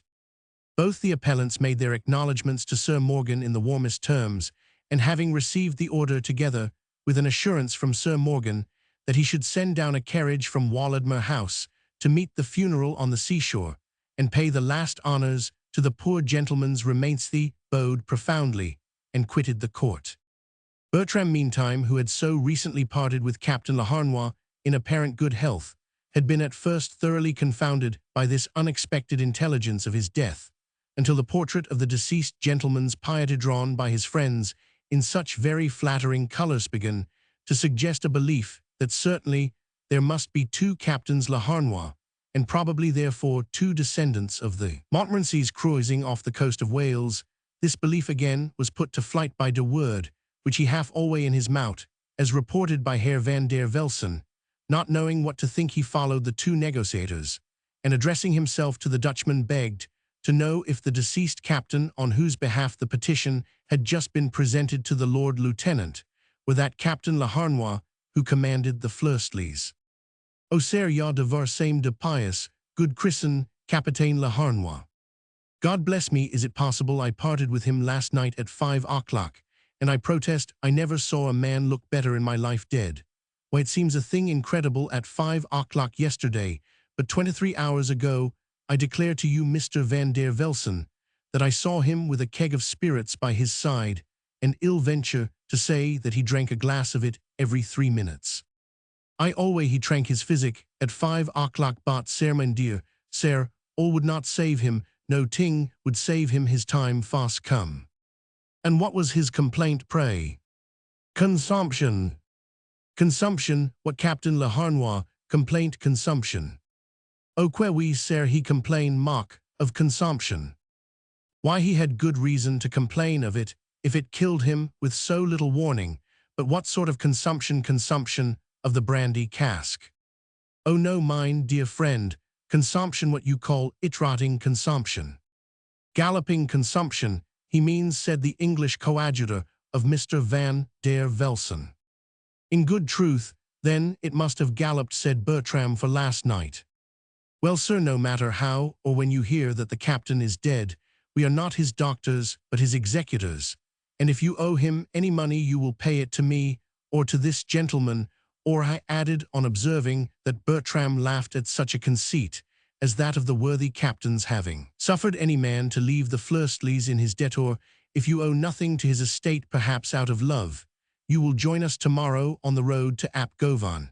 And at the same time he put into Bertram's hand a written paper of the following tenor, but without date or subscription.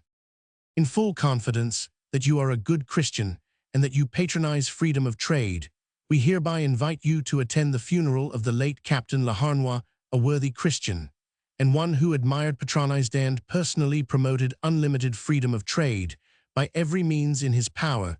The place of rendezvous is Hunting Cross, near the seaside, by Aberkilvy. The time 9 in the morning, if any other engagement should interfere with your attending at this hour. And place, you will be so good as to join us on the road to Griffith ap Govan. Finally, dear Christian brother, out of affection to the memory of the deceased, have the kindness to bring a cudgel with you not less than 2 inches thick and 3.5 feet long.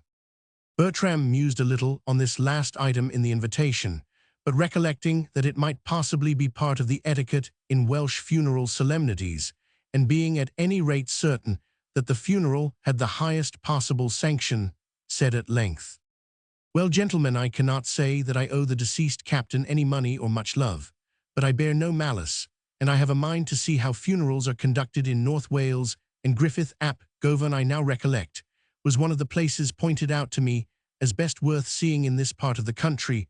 All things considered, therefore, if the morning should prove fine, I will not fail to join you somewhere on the road to ap Govan." At this point, the conversation dropped. His two companions thanked him and turned off down a by-street upon some business connected with the preparations for the ensuing day, whilst Bertram pursued the direct road to the inn. By this time it was dusk. The cottage windows were beginning to brighten with the blazing fire within. Crowds of men were in the street, elevated with Sir Morgan's liquor, and all the boys of Mackinalyth were gathering into groups and preparing to let off their squibs and crackers in honor of the day. On approaching the inn, Bertram observed a carriage drawn up to the door, and a sudden blaze of light from one of the torches which now began to appear amongst the crowd showed him the figure of a young lady sitting inside. A minute afterwards, one of the attendants lit the carriage lamps, in doing which the light of his candle illuminated the inside of the carriage, and fell strongly upon a face too beautiful and expressive to be forgotten by anyone who had once beheld it. Bertram perceived that it was Miss Walladmor, who was now on her return to Walladmor House. "She'll be off in a moment," said the landlord. "She's only stopping to change horses and get the lamps lit. The Lord Lieutenant's horses that brought her in from the castle in the forenoon have been a matter of 30 miles with her since church time on the other side the country, and that's near 60 in all, and so she takes my horses on to Walladmor." "And does Sir Morgan not accompany her?" "Oh Lord, no, Sir Morgan always dines with the corporation, and he'll not be on the road for these 7 hours, not on this side of midnight. I'll warrant him. This is St. David's Day, id have you to remember. And this ill take upon me to say, mind I name no names, but this ill say, there's no man in Mackinalyth, gentle or simple, that will have the face to be sober tonight when the clock strikes 12, nor any man that will leave Mackinalyth sober after 12. What do you take us for heathens? Most of us have been drunk these 4 hours agone, and are ready to be drunk again, and there's not many here but will have their eyes set in their heads in 2 hours more. Ill answer for one. Well, but at least y'all accept Miss Walladmor's servants, I hope." "I'll accept nobody. If Miss Walladmor wants lads to drive her that are not drunk, she must send for 'em to some other county, shall not find 'em in this. But she knows that well enough, Lord love her, there's not a driver in the county, not a horse, almost, nor any dumb creature whatsoever, that would bring Miss Walladmor into any danger. What the lads may be a little fresh or so, but they'll drive all the better for that. There's that lad now, he's going to ride the leaders, and I am much in doubt whether he'll be able to mount. But if he once gets fairly into the saddle, the devil won't throw him out. He'll sit like a leech all the way from Carnarvonshire to Jerusalem." Whether wrong or right in the latter part of this prediction, the landlord was certainly right in the former, for at this moment the postilion had succeeded in putting his foot into the stirrup, but in throwing his leg over the horse's croup, he grazed his flank sharply with the spur, and, from the instantaneous rearing and plunging of the horse, was pretty nearly flung under his feet. Drunk as the lad was, however, he had a sort of instinct for maintaining or recovering any hold once gained that soon enabled him to throw himself into the saddle. But the danger was now past his power to control. A shower of squibs and crackers, which had been purposely reserved by way of a valedictory salute to Miss Walladmor, were at this moment discharged, and one of them unfortunately fell under the feet of the near leader, previously irritated, and now alarmed beyond measure by the fireworks, huzzas, and the flashing lights. The horse became ungovernable. The contagion of panic spread. All were plunging and kicking. At once the splinter bar was smashed to atoms, and the crowd of bystanders, being confused by the darkness and the uncertain light, before anyone could lay hands upon them, horses had lurched to one side and placed the carriage at the very edge of the road, fenced off only by a slender wooden railing of 2 feet high from a precipice of 40 feet, which just at this place overhung the river. At this instant, a man muffled up in a dark cloak, whom Bertram, whilst talking with the landlord, had repeatedly observed walking about the carriage, and looking anxiously to the windows, sprang with the speed of lightning to the leaders' heads and held them forcibly until others followed his example and seized the heads of the wheel horses, but all the horses continuing still to tremble with that sort of trepidating and trampling motion which announces a speedy relapse into the paroxysm of furithe. Man who held the leaders, drew a cutlass from beneath his cloak, and tossing it to a sailor-like man who stood near him, bade him instantly cut the traces. Not a moment was to be lost, for the hind wheels were already backing obliquely against the rails. The slight woodwork was heard crashing, and a few inches more of retrograde motion would send the whole equipage over the precipice. The sailor, however, had a sailor's agility and cut away, as if he had been cutting at a boarding netting. 10 seconds sufficed to disengage the carriage from the horses, and at the same instant, a body of men seizing the hind wheels rolled the carriage forward from the dark precipitous edge over which it already hung in tottering suspense. A burst of joyous exultation rose from the crowd, for Miss Walladmor was universally beloved as much on her own account as from the local attachment to her name and family. Whilst the danger lasted, she had sate still and composed in the carriage. When it was over, she first felt a little agitated, and the loud testimonies of affectionate congratulation made her more so. She bent forward, however, to the window and commanded herself sufficiently to thank them all in a low but very audible and emphatic tone. The sweetness of her low and melancholy voice, trembling with emotion, and her pensive beauty, which was at this moment powerfully revealed by the torchlight, charmed the rudest man in the crowd. All was hushed while she spoke, and the next moment an answer rose from the whole assemblage of people in clamorous expressions of attachment to the young lady of Walladmor. Bertram had been a silent observer of all. He still kept his eye on the man in the cloak, and he observed that as soon as the attention of the crowd was withdrawn from the carriage, this man again approached it. Miss Walladmor had also observed him, and being well aware that it was chiefly to the man in the cloak that she was indebted for her safety, she was anxious for an opportunity of thanking him separately. For this purpose, she leaned forward as he approached, and was going to have spoke, but suddenly the stranger unmuffled his head. The light of the lamp fell upon his features, and disclosed the countenance of a young man apparently about 24 years old, a countenance which at this moment appeared to Bertram eminently noble and dignified, and strongly reminded him of the fine profile which he had seen in the gallery of the inn. It was a countenance that to Miss Walladmor was known too well for her peace. This was evident from all that followed.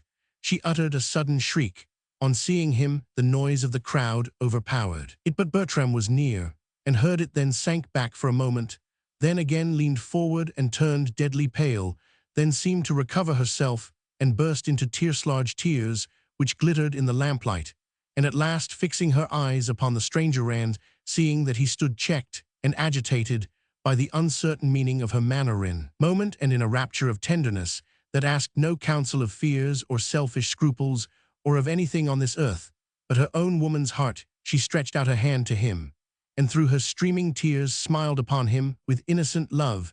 She had no voice to thank him as her deliverer, nor did she at this moment think of him as such, for her heart had gone back to times in which she needed no ties of gratitude, or believed that she needed none to justify her attachment. On the other hand, the stranger likewise uttered not a word. He, who would have died 1,000 times to have saved a hair of her head from suffering injury, had not thought of his recent service as of anything that could entitle him to a moment's favor, and when he actually beheld the smile of her angelic countenance and found her hand within his own, he held it at first as one who knew not that he held it. For a little space his thoughts seemed to wander.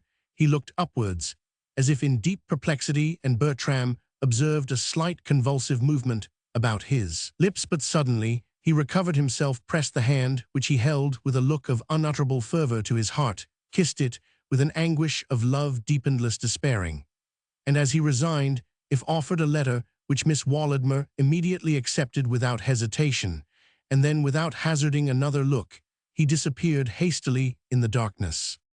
All passed within little more than a minute. From the position he occupied, Bertram had reason to believe that he only had witnessed the extraordinary scene, and he could not but ejaculate to himself what a world of meaning was uttered here, and yet no syllable spoken.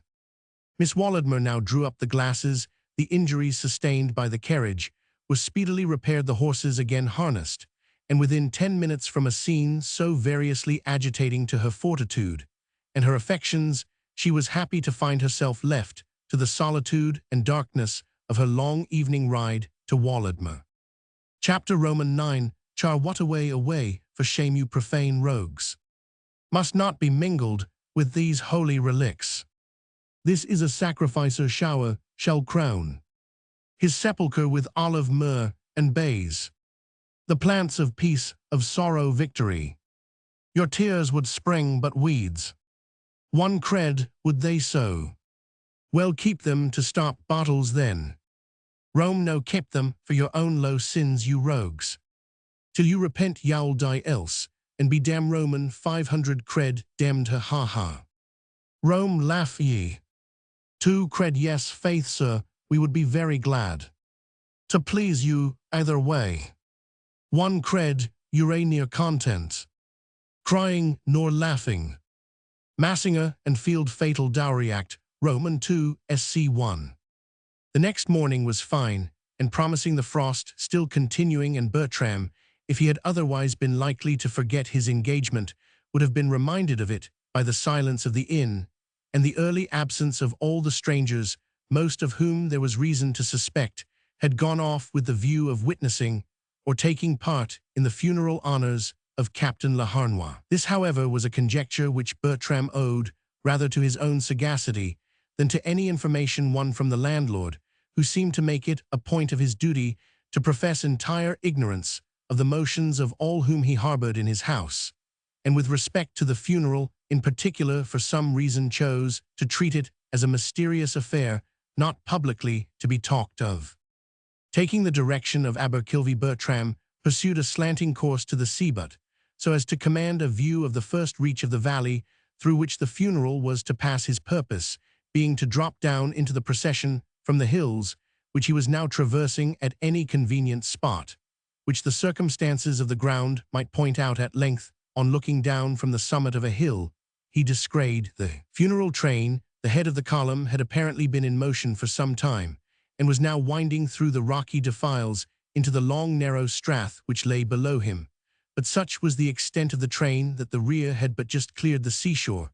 It was a solemn and impressive spectacle to look down from such a height upon the sable and inaudible procession stealing along and meandering upon the narrow, ribbon-like paths that skirted the base of the mountains. The mourners were naturally a silent train, even when viewed from a nearer station. But from Bertram's aerial position, the very horses and carriages seemed shod with felt so far as he could make out the objects from the elevation at which he stood. The procession opened with a large hearse, the side of which walked 4 stout marines as mourners. Close behind the hearse followed about a dozen postchaises, and by the side of each walked a couple of sailors armed with cutlasses. Immediately in the rear of the postchaises followed those who claimed relationship to the deceased, amongst whom Bertram fancied that he could distinguish plumes of feather sand occasionally, as the inequalities of the ground threw the files into a looser array, a motley assemblage of colors and a glittering of arms. From this leisurely view, however, of the procession, as in the character of an indifferent spectator, Bertram now gradually dropped down the hill in order to take his station in it as an active participator in its labors. The speed and direction of his course proclaimed his purpose, and although the majority of the train walked with their heads bent to the ground, there were many who saw him, and all with one accord called aloud to him, before he took his place in the train, to cut himself a knotty cudgel. This symbol of fraternity Bertram had wholly forgotten to provide, and observing that in feet all the mourners carried one, he hesitated not to cut a stout bough out of the first thorn bush. He happened to see this, however, chanced to be so large, knotty, and club-like that Bertram could not forbear secretly comparing his own appearance with that of the heraldic wild man of the woods, as emblazoned in armorial bearings.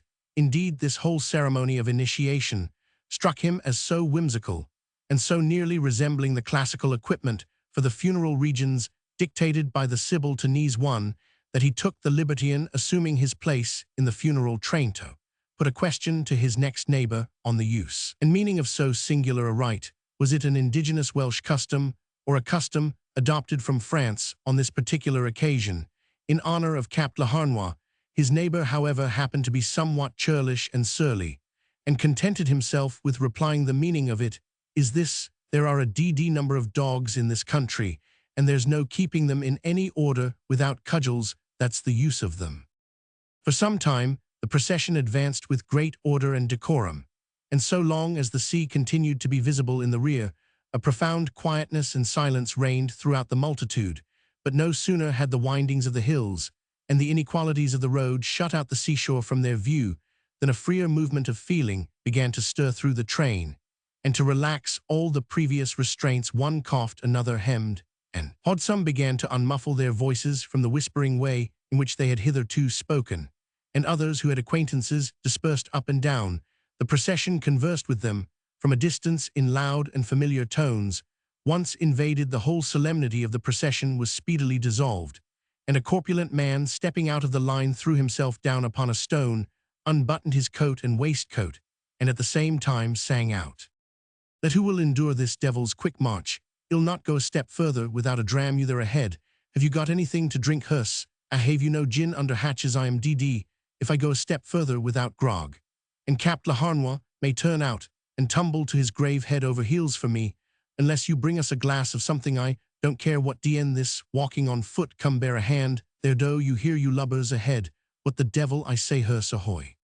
When once a mutineer steps forward, he is pretty sure of another to second him, for it is but the first step over the threshold which alarms men. So it was here the standard of revolt, which the corpulent man had set up, was soon flocked to by many others as well corpulent as lean, and a general clamor was raised for spirits or wine. This meeting with no attention, a Dutch concert began of songs in every possible style: hunting songs, sea songs, jovial songs, love songs, comic songs, political songs, together with the lowest obscenity and ribaldry, all which floated on the breeze through the sinuous labyrinths of the mountains, in company with the Catholic chaunts and anthems which attended the body of Captain Laharnois.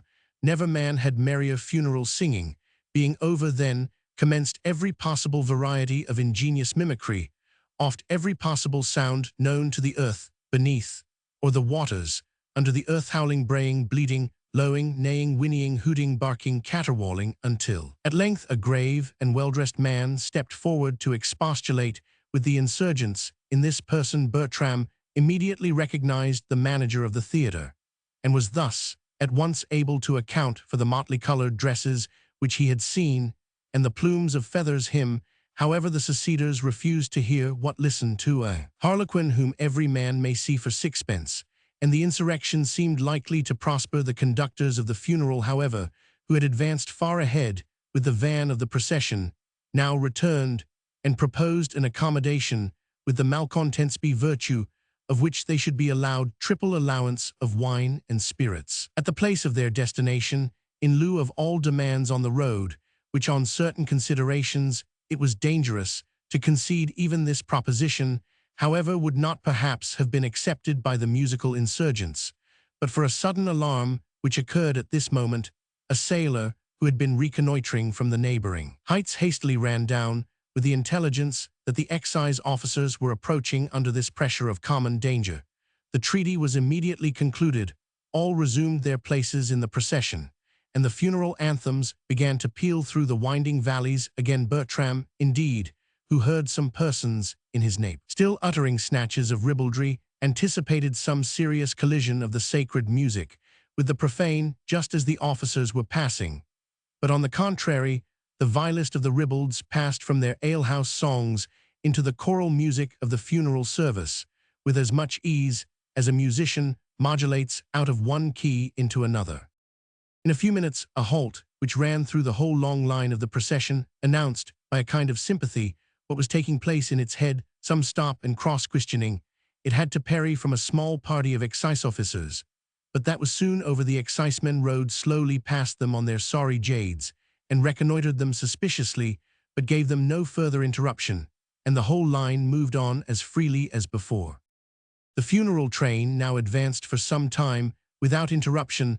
The next disturbance of the general harmony arose in the shape of some political songs of an inflammatory character. These were sung in a loud voice, which Bertram immediately recognized as that of Mr. Dulberry. Much it surprised him to find the reformer in a situation of this character, which apparently promised so little fuel to the peculiar passions which devoured him. However, Mr. Dulberry afterwards made it evident to Bertram that it promised a good deal, for in the first place he cherished a secret hope that the whole meeting was of an unlawful character, and in the second place, he was sure of being treated to the consolations of smuggled brandy, in which besides its intrinsic excellence, every glass would derive an additional zest from the consideration that it had been the honored means of cheating government out of 3 pence halfpenny with all his horror, however, of regular government and subordination. Mr. Dulberry was made sensible that on the present occasion he must submit to some such oppression, for as he was wholly unsupported in his annoyance, the managers were determined to prevent its spreading by acting with summary vigor. Accordingly, the reformer was roughly seized and made sensible by the determined air of those about him that this conduct would not be tolerated. Threats, however, seldom weighed much with Mr. Dulberry. To all such arguments he was in the habit of retorting Magna Charta, the Bill of Rights, habeas corpus, Roman 100, and to the rough gestures of those who had seized him he objected actions of assault and battery, seeing whom they had to deal with. One of the coolest amongst the managers applied an argument better suited to his temper. Are you a spy, Mr. Dulberry? An informer, a tool of Lord Londonderry? Mr. Dulberry was dumb with horror, because, continued the other, you are now abetting the agents of government, whose active opposition we anticipate, according to some private information we have received at the next toll-bar. We are fast approaching to it, and they will desire no better plea for stopping our progress than the style and tendency of your songs on so solemn an occasion. At this moment, in fact, a curve in the road brought them in view of a turnpike gate, the appearance of which unpleasantly corroborated the private information, for it was barricaded with carts and wagons, and flanked on both sides of the road by parties of horse and foot from the customs and the excise. At this spectacle Mr. Dulberry immediately desisted from his opposition. The line of march was restored, and again the solemn anthem rose, filling the narrow valley through which the road lay. Meantime, the leaders of the company mustered behind the chaises, which had now been placed 2 abreast, in order to mask their motions. Close consultations were held, and from a sack which had been taken out of one of the post-chaises, about a dozen cutlasses were distributed to a select party of friends. These, however, were concealed by the long mourning cloaks, and nothing was allowed to appear that could tend to throw any colorable doubt on the pacific character of the procession. The head of the train had now reached the gate. An abrupt halt ensued, and half a dozen well-dressed persons went forward to demand the cause of this interruption. High words were soon heard passing between the parties, and numbers began to quit their stations in the procession and press forward, some from secret orders to that effect, and others from anxious curiosity. Among the latter was Bertram, who came up as one of the spokesmen on the side of the funeral, was exclaiming, "So then you refuse to respect the order of the Lord Lieutenant?" "By no means," replied a revenue officer, "by no means. We have the highest respect for the Lord Lieutenant and his orders." "You mean to say, then, that the order is a forged one?" "No, not forged, but granted perhaps on forged representations. The Lord Lieutenant is no more satisfied with the truth of the allegations which obtained that order than we are." "That is false, sir. The Lord Lieutenant is perfectly satisfied, as some here can testify, and it is a mere accident, and owing no doubt to the earliness of our departure from the shore, that his carriage is not in the train." "You deceive yourselves, gentlemen. It is no accident. Information was given to Sir Morgan late last night, which determined him to alter his intentions in that point, or at least to suspend them. Satisfy us that the body of Captain Laharnois is in that hearse, and we will immediately dispatch an express to Walladmor Castle, from which a carriage and attendants will be able to join you in 2 hours by the cross road of Festiniog." "But, good God, is it possible that you can wish to disturb the remains of a gallant officer and a legitimate descendant of the Montmorencys? Why, sir, the most savage islanders of the South Sea, cannibals, even anthropophagi, and men whose heads do grow beneath their shoulders, respect the rights of the dead. The son of Cap Laharnois is in the company. Will not his word of honor, the word of a Montmorency, be a sufficient guarantee for us? The bare name of a Montmorency, the first French family that ever received baptism, ought to be a passport through Christendom." "It is a name," replied the officer, "that will pass no turnpike gate in Merionethshire. And to cut the matter short, not a carriage shall pass this gate till we have searched it.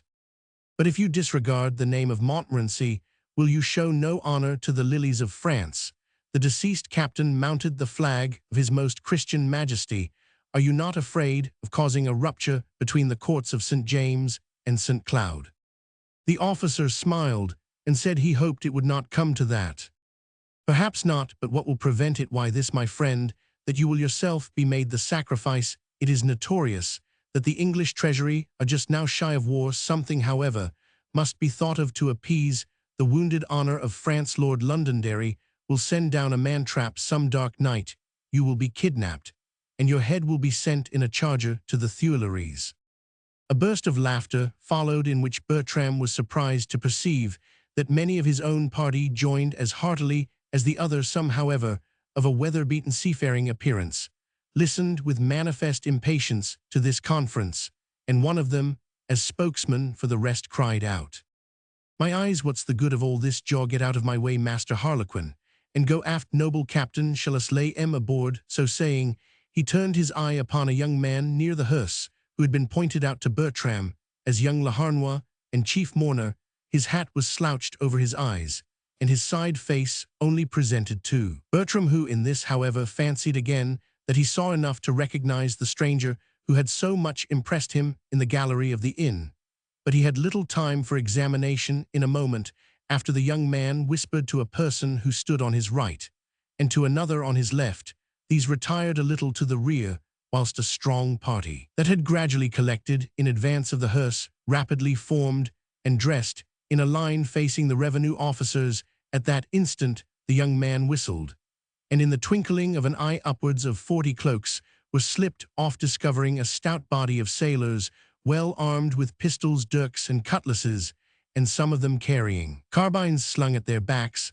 A general huzzah followed the two persons who had gone to the rear. Each, with 7 or 8 followers, ran severally to the right and left at right angles from the road straight up the steep hills which rose on each side.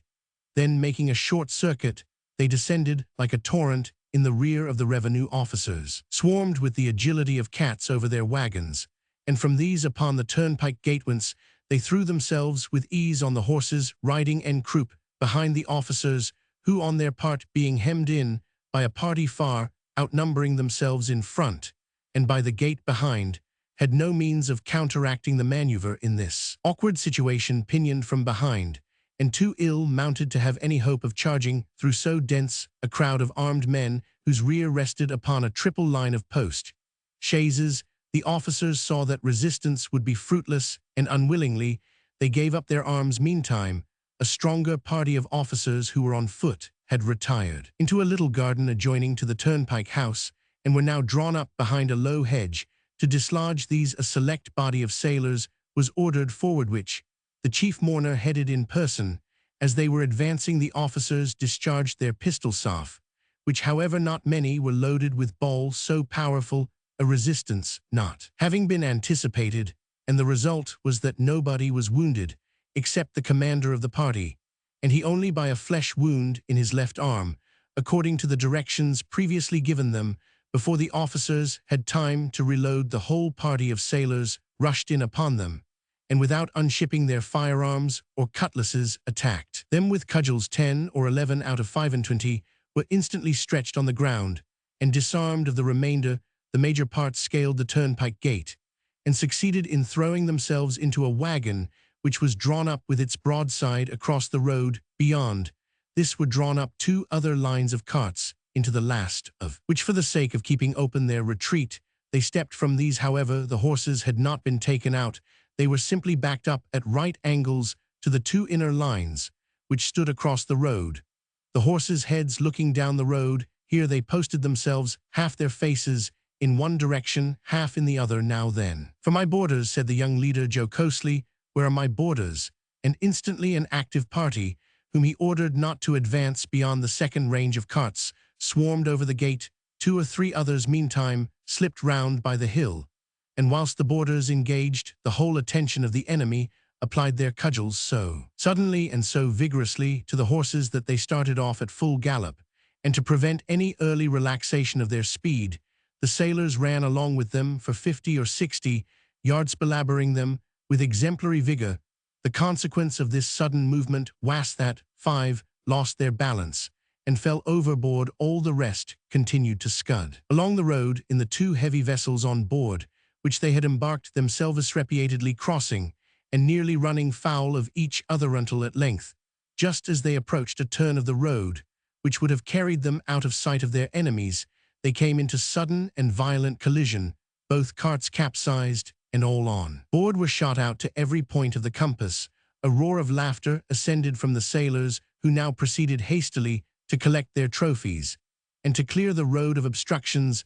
The captured arms were tossed into a light cart, which was sent on before 3 of the horses, selected with due regard to their dullness and moral incapacity for trotting, were harnessed to the wagon, which was given up to those of the revenue officers who had sustained any hurt in the engagement. The rest were mustered and directed to go about their business by the same road which the funeral train had just traversed. By these arrangements, all danger of immediate pursuit was obviated, the turnpike being 18 miles in that direction from the nearest town. The chapel of Utragan 4 miles ahead was fixed as the place at which all the horses and arms would be left for their owners on the ensuing night. And then the enemy were finally turned adrift, with 3 cheers and a glass of French brandy to those who chose to accept it. "And now, my lads," said the leader, after ordering a double allowance of brandy to be served out to every man, "now we must make the most of our time, so leave the carts here, clap the horses on as leaders to our own, and push forward like hell to Utragan, where we must all rendezvous, and somewhere in that neighborhood will consign our cargo to safe custody." So saying, he mounted one of the horses and hastily rode off. Then followed a scene which put the finishing hand to the astonishment of Bertram, who had stood aloof during the late engagement, and formed an appropriate close to the funeral of Captain Laharnois. The cart horses were distributed as far as they would go amongst the carriages. The hearse, which originally had 4, was now therefore drawn by 6. A jolly boatswain, who had armed his heels with a pair of immense old French spurs, rode the leaders. A couple of huge broad-backed plough horses, his mourning cloak he used by way of saddle, and in lieu of whip he produced the cat of the Fleurstleys. The 2 hinder pairs were driven with long reins by a sailor whose off leg was a wooden one. This he turned to excellent account by thumping the footboard incessantly, to the great alarm of the horse's assessor to him. Upon the box sate an old fisherman, who made himself useful to the concern by leaning forward and flagellating the wheel horses with one of the captured cart whips. Upon the roof were mounted 16 or 18 sailors, 2 of whom in one corner were performing a minuet with a world of ceremonious bows and curtsies to each other, and most of the others were linking hands and dancing the steps of a hornpipe about a man in the center, who had tied his mourning cloak to his cudgel by way of flag, and was holding it aloft to catch the breezes which streamed through the narrow defiles of the hills. None but sailors well practiced in treading the deck of a rolling ship could possibly have maintained their footing. For the boatswain the wooden leg, and the fishermen kept up their horses inexorably to their duty of an immutable gallop. The hearse and its plumes flew through the solitary valley. The postchaises, carrying a similar crew on their upper decks, flew after the hearse, and in the rear of the whole, with all the sail they could crowd. But hod passibus quis flew a long straggling tail of pedestrians, with cloaks streaming, outstretched arms, and waving hats, hallowing and upbraiding the sailors with treachery for not taking them on board. Amongst them, the most conspicuous was Mr. Dulberry, with his cloak tucked about his middle. Succinct for speed, he spun along with fury in his isling out at every moment. "Stop, ye cursed aristocrats, all men are equal. Stop for your pedestrian brothers, ye vile aristocratic hounds." But all in vain. The sailors had shouting enough of their own to mind from the hearse, which acted as commodore to the whole squadron. A running fire of signals and nautical instructions was kept up fore and aft. "Now, boatswain, now, fisherman, what are you after? Keep 'em up, keep 'em up. Look at that great lumbering devil. What that? No, that on the starboard. By G, he runs like a cow who's got a stone here. Hand it us, and ill send him a remembrance. Messmates astern, keep a sharp look out. There's breakers ahead now. Boatswain Camuhet, are you up to give that off leader of yours a kick for me? Look at him, he never was out of a plough field, and he thinks he's ploughing for the devil. Have you ever a bullet? Boatswain, drop it into his ear and hell gallop like a pig in a storm. Fisherman, you throw your lash as if you were trout fishing. Here, give us your whip." and ill start himmen, old black devil, now bousen mind how you double Cape Horn. In the next moment, Cape Horn was doubled one after one, the flying squadron of hearse and chaises, which still continued to scud along like clouds before the wind whirled round a point of rock, and vanished like a hurricane in a few minutes. The flying pedestrians had followed them. The hubbub of shouts, halloos, curses, and travelling echoes were hushed abruptly, as in the silence of the grave, the wild spectacle of black draperies and fierce faces had fled like an exhalation or a delirium. All were locked up from the eye and the ear by the lofty barriers of another valley, and Bertram, who had lingered behind and now found himself left alone in a solitary valley, with a silence as profound under the broad light of 3 o'clock in the afternoon as elsewhere at midnight, felt so much perplexed by this abrupt transition and the tumultuous succession of incidents that for some time he was almost disposed to doubt whether Captain Laharnois and the funeral of Captain Laharnois and everything that related to Captain Laharnois were not some aerial pageant bred out of those melancholy vapors which are often attributed to the solemn impressions of mountain solitudes. Footnote to Chapter 9. Sed non antedatur telluris operta suber oricomos, quam quis discerperit arbor eftus, en Romans 6. End of Vol Roman 1.